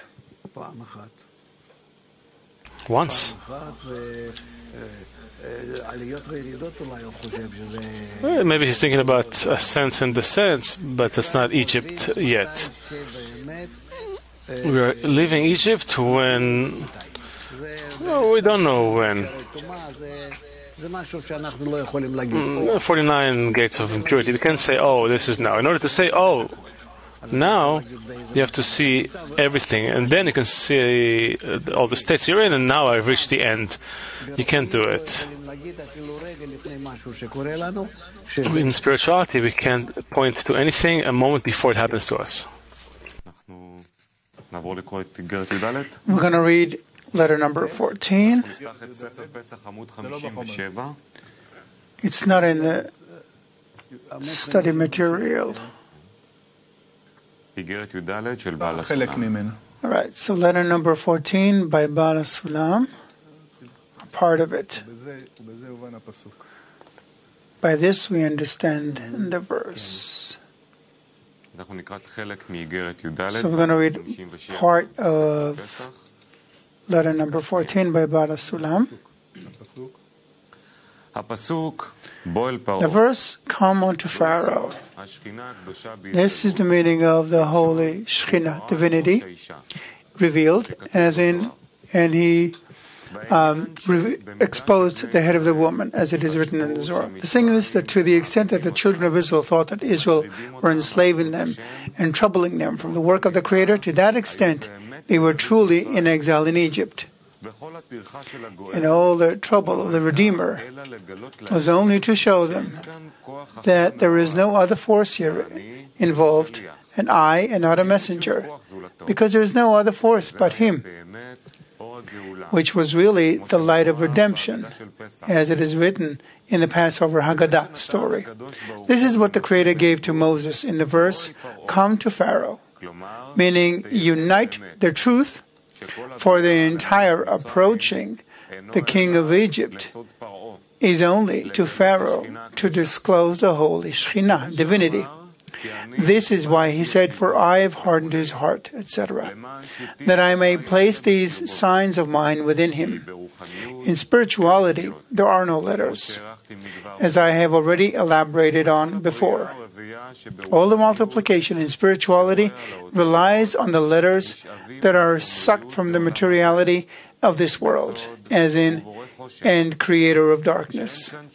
There are no additions or novelties here, but the creation of darkness, the Merkava structure or chariot that is suited to disclose that the light is good. It follows that the Creator Himself hardened His heart. Why?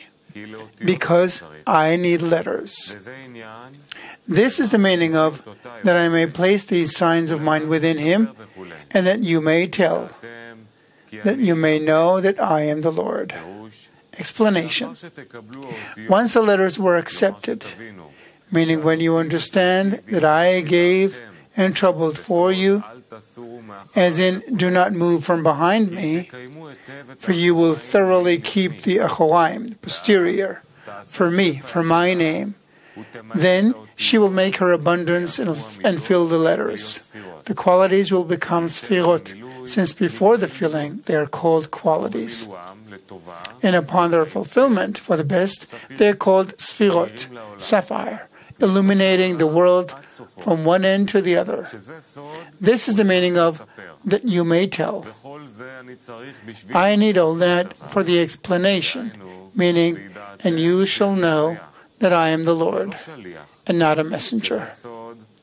This is the meaning of the 50th gate, which cannot appear unless the 49 faces of pure and impure appear, one opposite the other, in which the righteous falls. Before the wicked, sorry. Questions?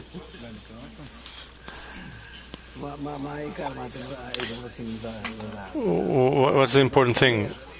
Me and not a messenger? There are several things here. What several? Maybe we should repeat it, or questions? If there are no questions, let's move on. There are several general questions here. Yosef from Chadar is asking, why is it said that everyone must be like Moses? Because this is a degree that everyone has to go through on the way to the end of correction. But each one in his own degree, like Moses, meaning each one needs to lead his world, because a man is a small world, with the force of faith, the force of Bina, to the degree of Bina, and then to rise further to Keter. Ildar from Volga is asking, what are the plagues in Egypt? Are they blows to the unity of the group, or are they general blows in life? No, the plagues of Egypt are internal blows against connection and against the Creator. Who is the Creator that I should listen to Him? What is this work, and who is Hashem, who is the Lord that I should listen to Him, to His voice? Both of those forms. A friend from Chile is asking, is the exodus from Egypt a change in my internal perception, or is it a state from which I have to emerge together with my 10? No, it's a person by himself. Because when I see the 10, it is depicted in me. It's not that this is how it is. It's all imaginary. The whole world that I feel exists in me, in my perception, in my awareness. It's not that in my consciousness, not that it exists. It's all in my senses. That's why also the 10. But when I treat the 10 like a spiritual 10, it becomes a demonstration of the 10th field of my soul. Ellie from Queens is asking, what's the difference between the influence of the surrounding light before and after the machsom, the barrier? The surrounding light before the machsom, before the barrier, gives us an awakening, support, help, a push to cross the barrier. And it supports us, it helps us, but in a concealed way. Whereas after the machsom, after the barrier, it works in a way that part of it works in a revealed way and part remains concealed. And when it works in a revealed way, we begin to work with it. It's like a force that you receive from above, from an upper partzuf, and accordingly we advance, meaning we are working with the lights. Sergei from Minsk is asking, do the negative events that happen in the world, like what happened in Russia and elsewhere, is it a sign that we in the group are not working well enough? That too, but you cannot say why is it happening specifically now in Russia. They have this horrific fire. Why is it happening specifically there and in that place and all those forms, specifically in this way? But we have to understand that if we connect more,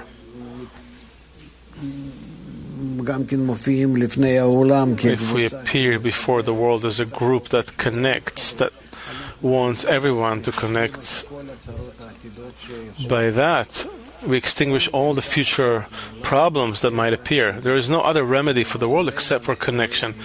And sadly, we see from day to day how the world is going in an opposite way, in the opposite direction. I spoke about it a lot in the last few years, and we see how quickly it materializes, and it can bring us to a disaster. We are now coming to the end of the second hour. Maybe we'll play some songs. Yep, let's hear 2 songs straight through. Let your heart listen, shoulder to shoulder. You won't be alone. Love is around the deepest ocean. Together we're drawn in. I won't let go. It feels so good to be a part of you. This is what their life should be.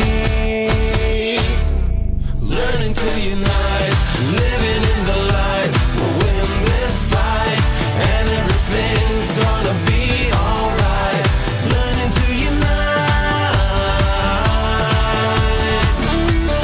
learning to unite, living in the light. We'll win this fight, and everything's gonna be alright.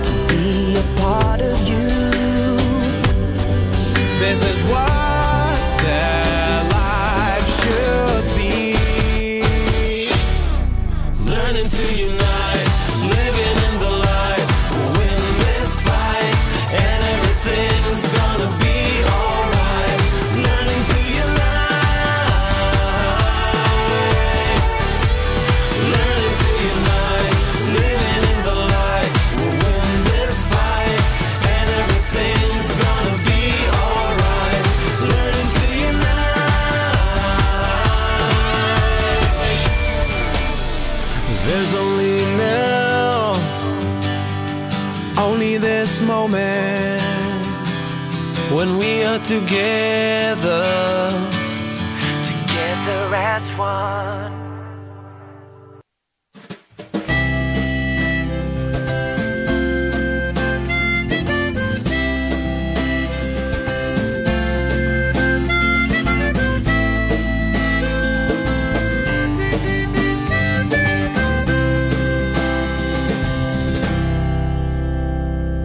Братья, как вам хочу сказать я, объединимся, братья, пусть все покроет любовь. Братья, как я хотел бы, братья, любовь свою отдать вам, пусть все покроет любовь.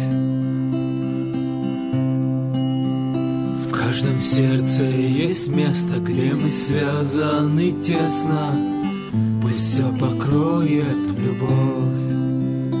Распахнуть двери в вечность, ощутить бесконечность.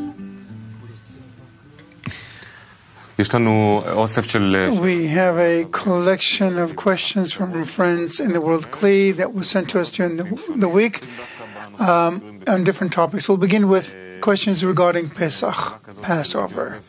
Joseph from Silicon Valley is asking, when you talk about bitterness, a discernment called bitterness, is this about the connection between us, exile from the Creator? What is it about? What's bitter is when a person comes to the wisdom of Kabbalah, he thinks that he can receive everything, that the upper world will open up before him, and very quickly he'll come to a state where he sees everything, he controls everything, is the king of the world, this world, the next, everything's before him. And he doesn't think that he needs to correct himself for that, because reality is perceived in his qualities, so he needs to change his qualities. In addition to reception, to have qualities of bestowal, and then another portion, a huge portion of reality will open up to him. He doesn't know that. So when he begins to see that it doesn't work this way, but instead his egoistic will to receive grows in him, or his demands and mood changes, and he doesn't understand exactly. And as much as we understand to him that this is the form of advancement, he doesn't understand it. So here it's a simple matter. If he is capable, if he is willing to stay in spite of that, and to continue to develop his senses, his qualities, to enter everything, then he will stay. And if not, no. But it's very difficult to explain to a person. Try, you will see. Each time you have to talk about it, that our work, our progress is built on two lines, a good line and a bad line. The ego grows on the one hand, and after 7 years of satiation, we have 7 years of hunger, of famine. The Pharaoh becomes not so kind. The ego dominates us with cruelty, even giving us blows. What are the 10 plagues that we go through in Egypt? We feel it on our flesh. We feel it on our ego, which is me for the time being.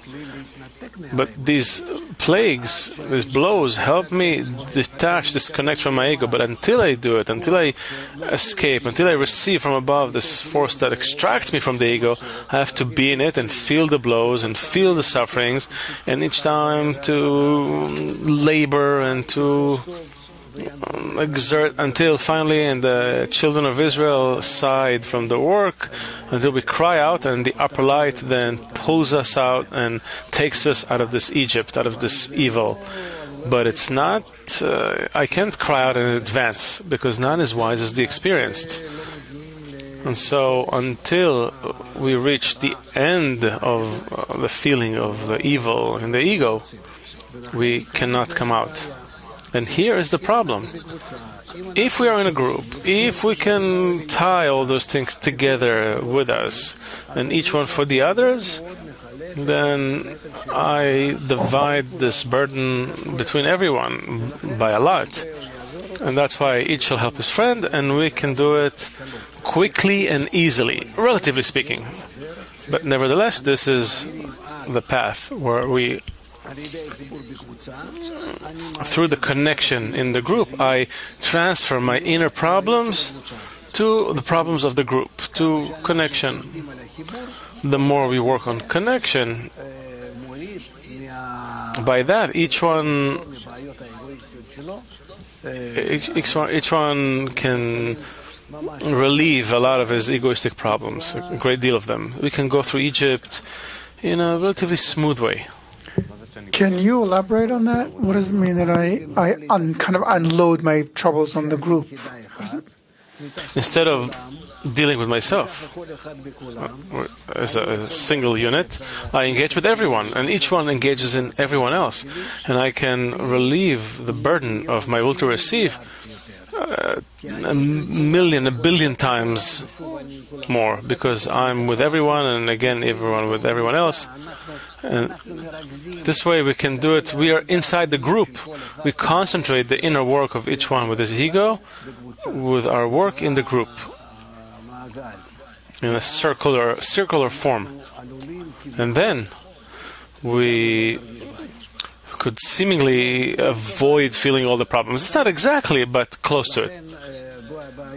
So our problem, first and foremost, is explaining to students that this is the path.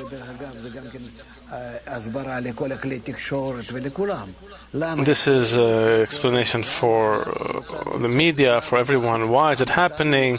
Why are we a special group? We are a special foundation, and this is happening here because this is the path, and you can't do it any other way. And anyone who is not engaged in spiritual internal work, he doesn't have it. He can say whatever he wants, but he doesn't have it. He doesn't have Egypt. You don't go from blow to blow. You don't go through anything. Every day he just adds more and more. It's written about it in many places in the wisdom of Kabbalah.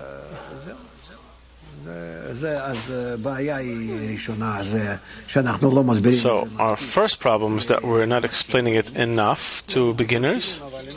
Not exactly beginners, but anyone who joins us and sees that things don't work out exactly, you have to explain it to him. And the second thing is connection in the group. Can a person hear this explanation? Write about it. You understand it. You've gone through these things. Write it in such a way that it will be clear to people, to beginners, to external people, those who say, look what's happening, look how you're coming, look how they leave them and how they hate them, and those who were with them, and now that they're against them, give an explanation. Why is it happening? Explain why this has happened to Kabbalists throughout all the generations.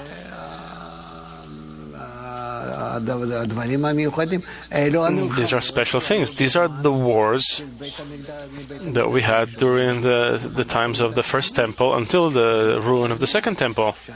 This is the whole thing.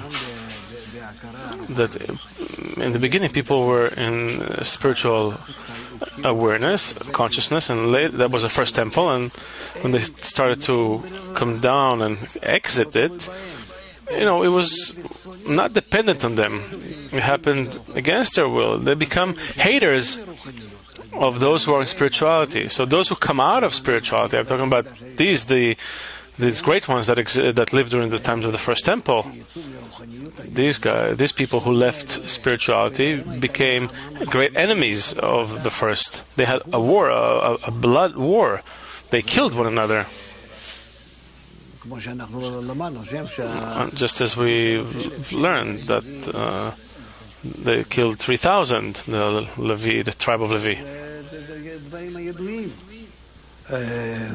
These are known things, and that's how it is throughout the past 1,000 years.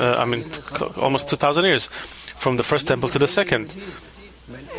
And there was terrible wars, and always between the Jews, those who were in spirituality and those who came out of spirituality in each generation. And that's why when we are in this state where many come to us, but only a few remain, we are in the same state. Only we are in a different time.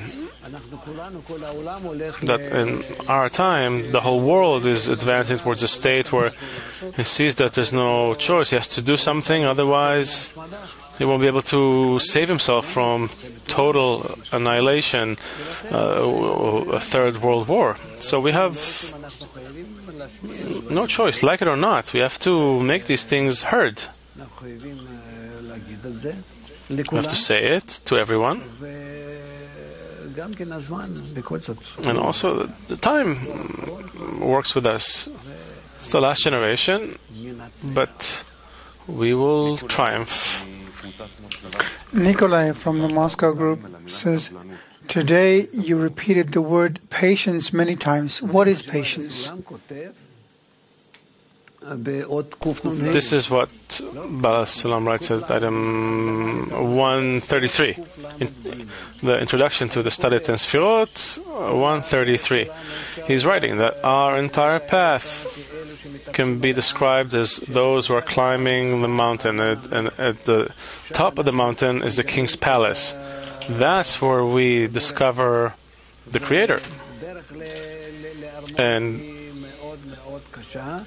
the path to the palace is very difficult, and there are many guards along the way.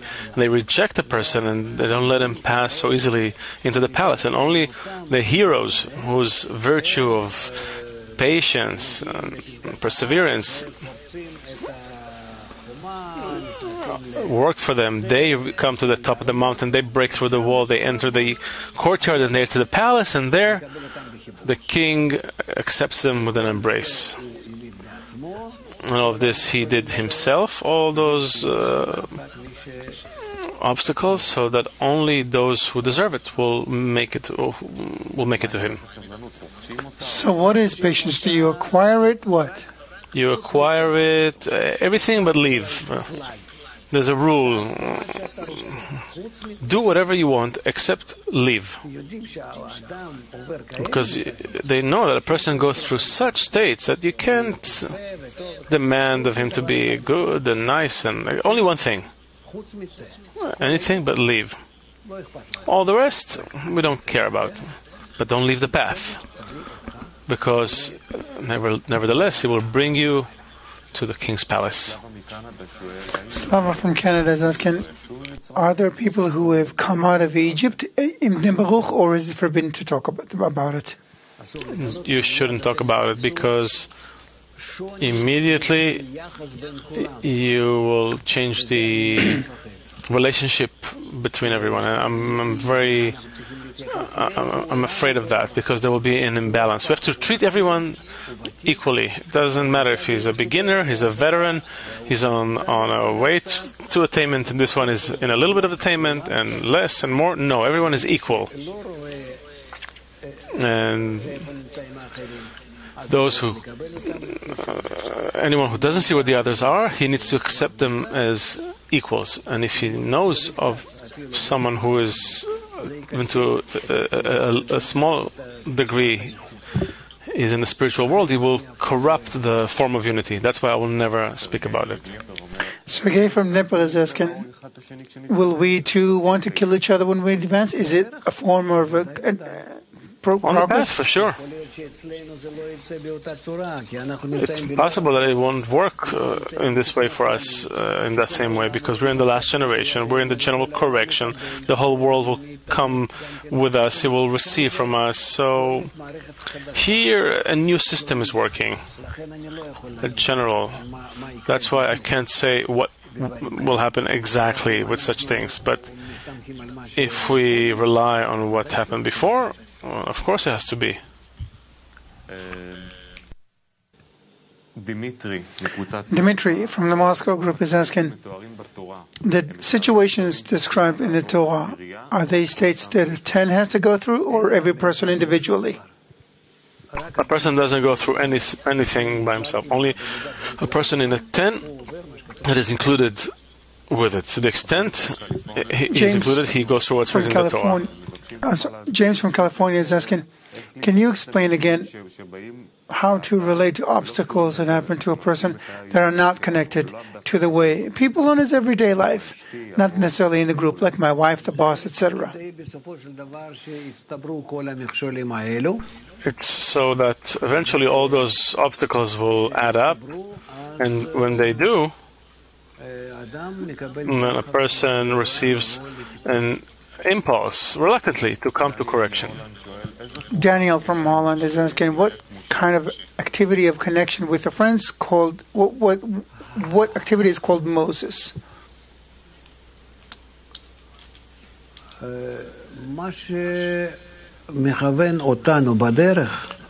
What's guiding us on the path is called Moses. A student from the Ukraine is asking, when we get to the state where the work becomes a reward, is this the only time when we can really emerge from Egypt? No, not yet. We'll see it. During the Passover, we'll get all these fine discernments. Not yet. In short, I can't answer many questions because I don't want people to then, get it and misinterpret it. A student from Switzerland is asking, what does it mean to come to love the Creator?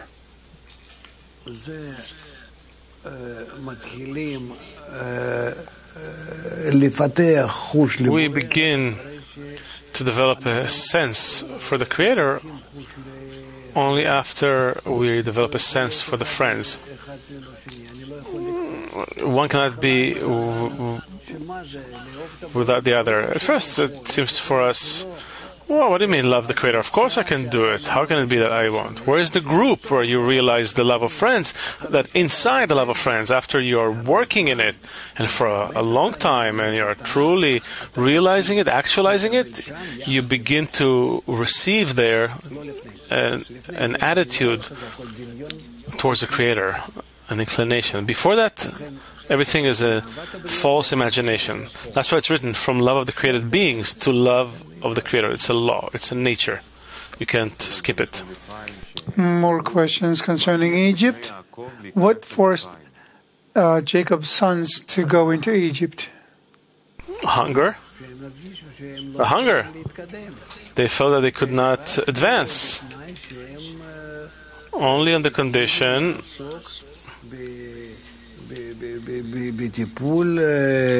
that they will begin to take care of the connection between them, that through the connection, egoistically, between them, they could rise to the next degree. How to accelerate the entrance? Again, don't imagine Egypt there, and this is Sinai, Beersheba, the desert. Don't imagine it geographically. Those are all discernments. How to accelerate the entry into Egypt?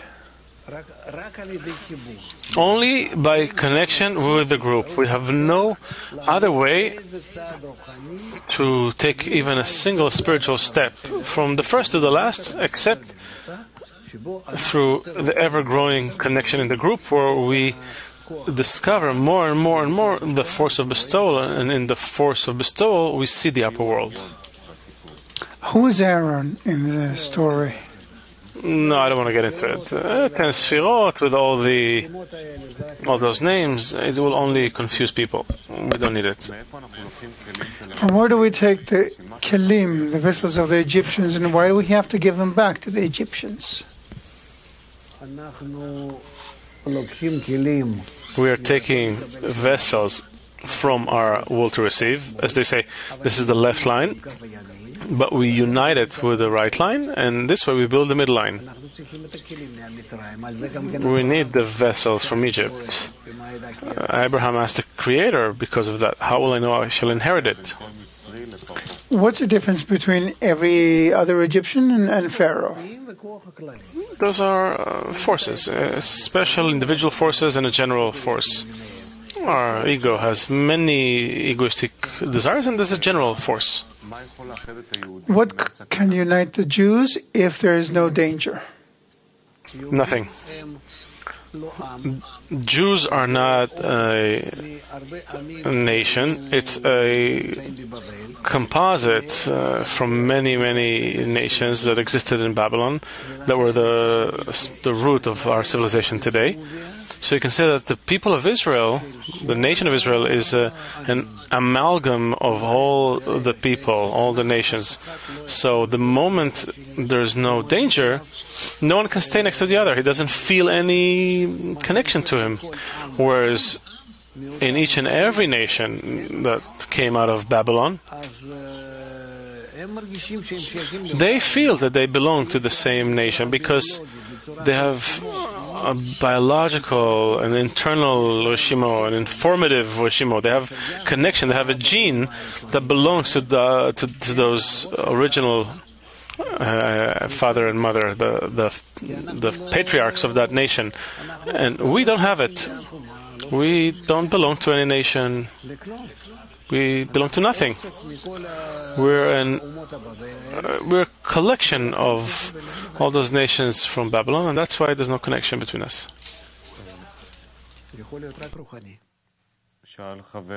It can be only spiritual. A friend from Bulgaria is asking, is there a difference between Moses and the group? No. I gave enough today so you could scrutinize those things. And I think it's enough for you to digest it. Of course, we're going to go over those things during the festivities of Passover. I think we need to conclude with that. We have a lot of work here in our center. And we will see you tonight in the Zohar lesson. And as usual, and tomorrow also, in our regular lesson from our clean and organized study hall. So be well. We'll be in touch. I recommend for everyone to write a summary from what he saw and heard now in the lesson.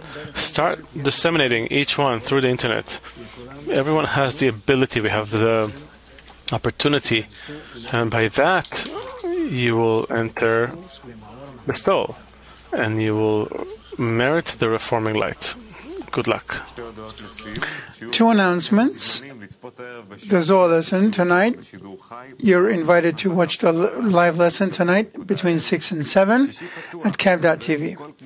Open Friday. Friends from all over Israel and viewers of Kabbalah Alam channel come participate in a special Kabbalah lesson tomorrow, 2:45 a.m. at 12 Nevatim Street, Petach Tikva. To coordinate arrival, call 1-700-519-209. We thank our viewers on TV. Have a good day. We're all as one. The World Kabbalah Convention in North America. We're inviting all the Kabbalah students to a congress in the U.S. between the 3rd and 6th of May. For details and registration, go to one.kabbalah.info. Thank you. Have a great day and great night, all the friends, and let's sing together. מתחברים אל המקור, בפרו ואקוודור, זורם נהר של אהבה, בין אילת לערבה, ברור שאין עוד מלבדו, בליסבון ובבורדו, ושהותו וגם מיטיב, בניו יורק ותל אביב. Around the world, a ray of light is calling people to unite. Igniting all the points inside. Endless love will be our guide.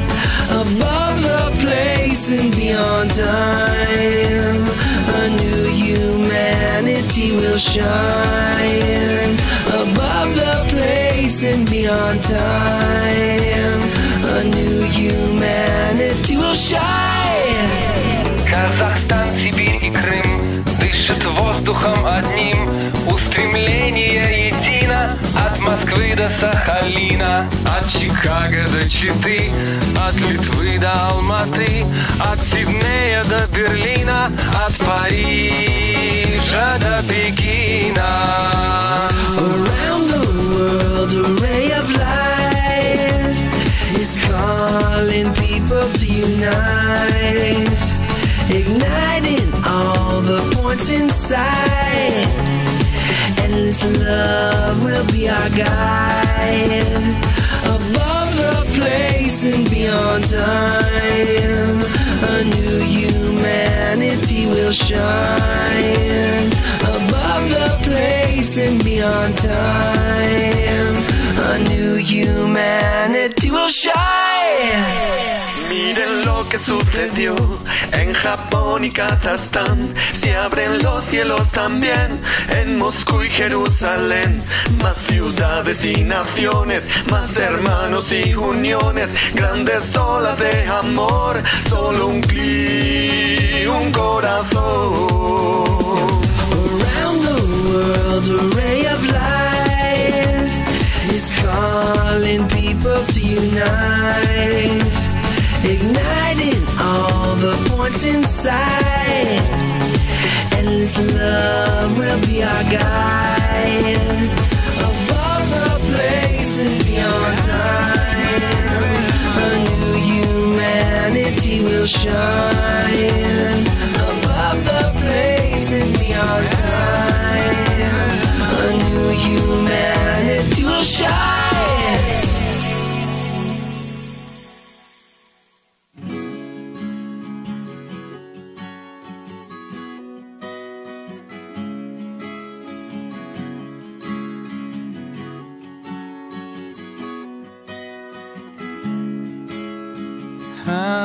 ההשתוקקות שמתעוררת,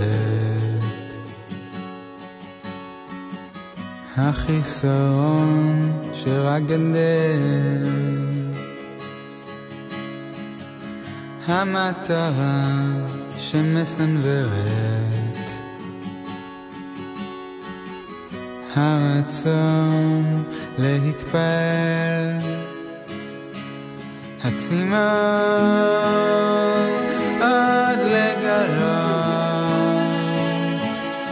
מתוך עצמו, לצאת,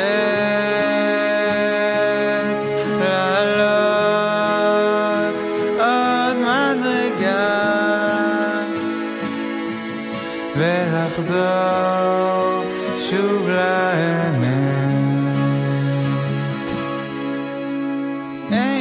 שום הסתר, כף הזכות היא השולטת, ואהבה אמיתית שמתגלה.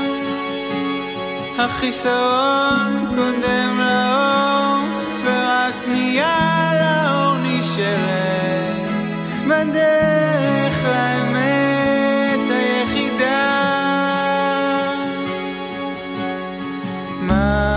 הדבר שמפריד בינינו,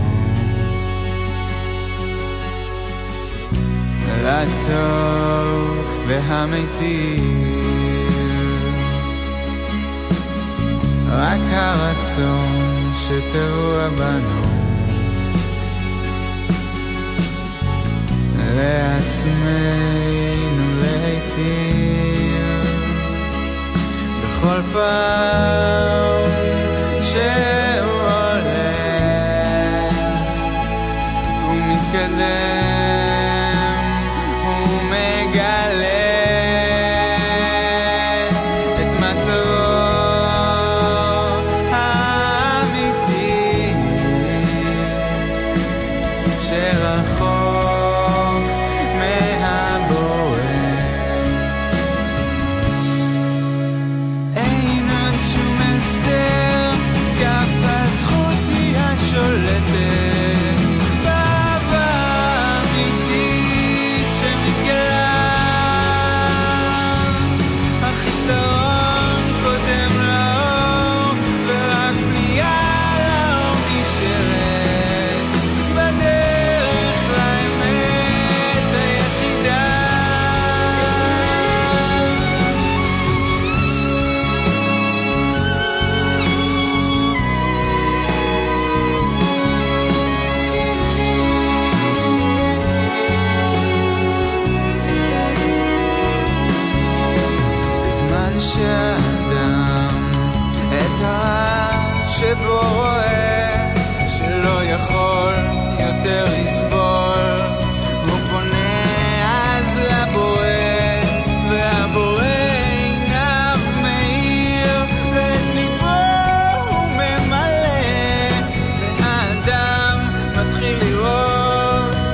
לכל יום הוא עוד עולה.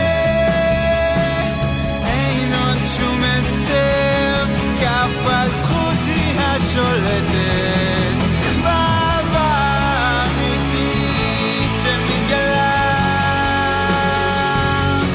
ותמיד יש לעורר את מה שהלב שוכח, שהאהבה היא התכלית היחידה, ותמיד יש לעורר את מה שהלב שוכח, שהאהבה היא התכלית היחידה. אהבה היא התכלית היחידה, היחידה.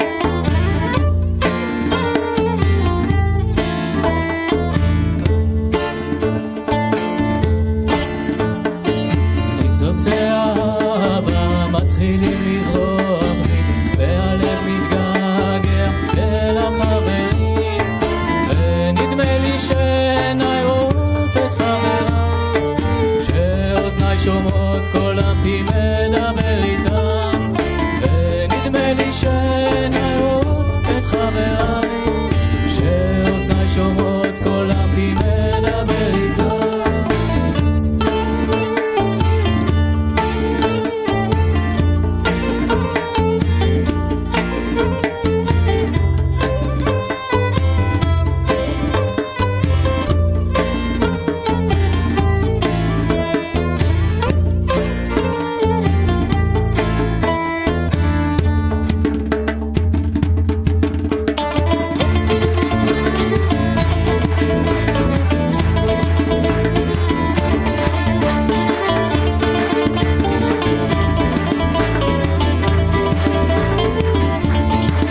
הידיים מחבקות, הרגליים מרקדות, באהבה ובשמחה, עמם במעגל.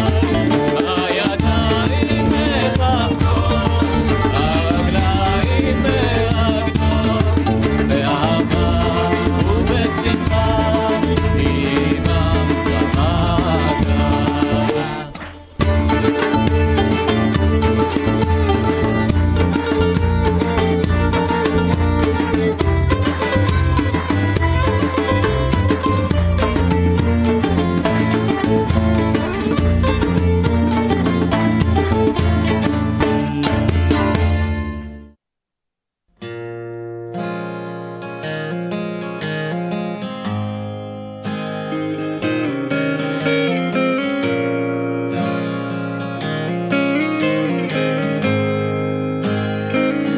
בדרכים אשר הלכת, הדלתות שננעלו, החלומות אשר טיפחת, בשנים אשר חלפו, כל התשובות אשר חיפשת, הקצוות שנשארו פתוחים, אתה אולי עוד לא שמעת,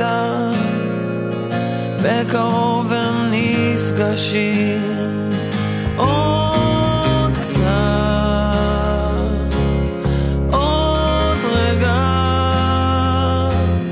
עוד קצת, כל רגע שמיים נפתחים.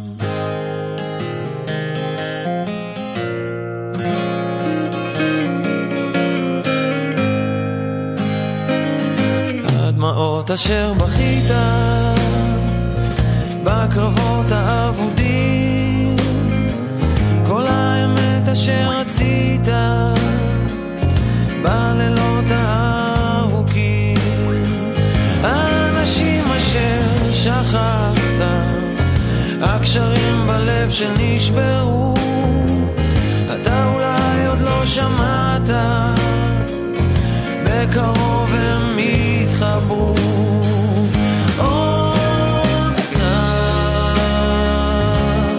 עוד רגע, עוד קצת, כל רגע שמיים נפתחים.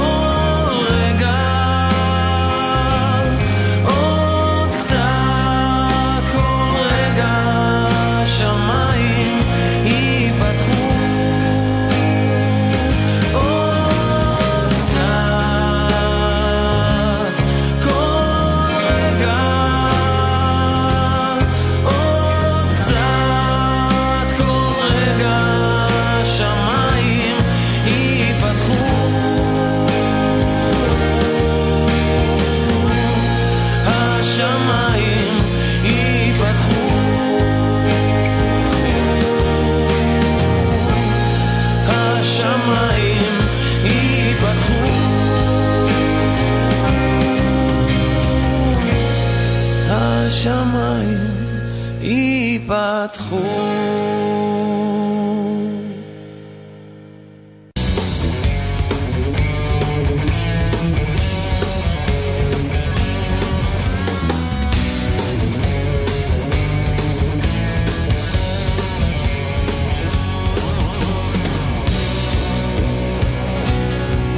יש תפילה של כוח שנוכל את הלב לפתוח עד שיקיץ האור וניתן לנפשנו דרור נמלא את כל הבורות שזה מכבר יבשו ממים ונצמח כמו אילן עם הברק בעיניים. נעלה נעלה ביחד נעלה ליפול ונקום עד לקו הסיום. נעלה ביחד נעלה נעלה נעלה ביחד נעלה ליפול ונקום עד לקו הסיום. נעלה ביחד נעלה.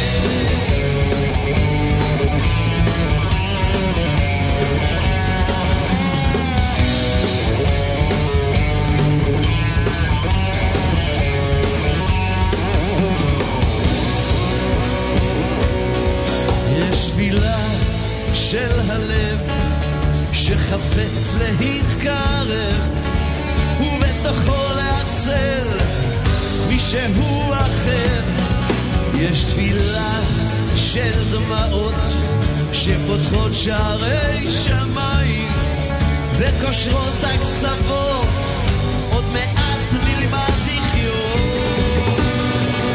נעלה נעלה ביחד נעלה ניפול ונקום עד לקו הסיום. נעלה ביחד נעלה נעלה נעלה ביחד נעלה ניפול ונקום עד לקו הסיום. נעלה ביחד נעלה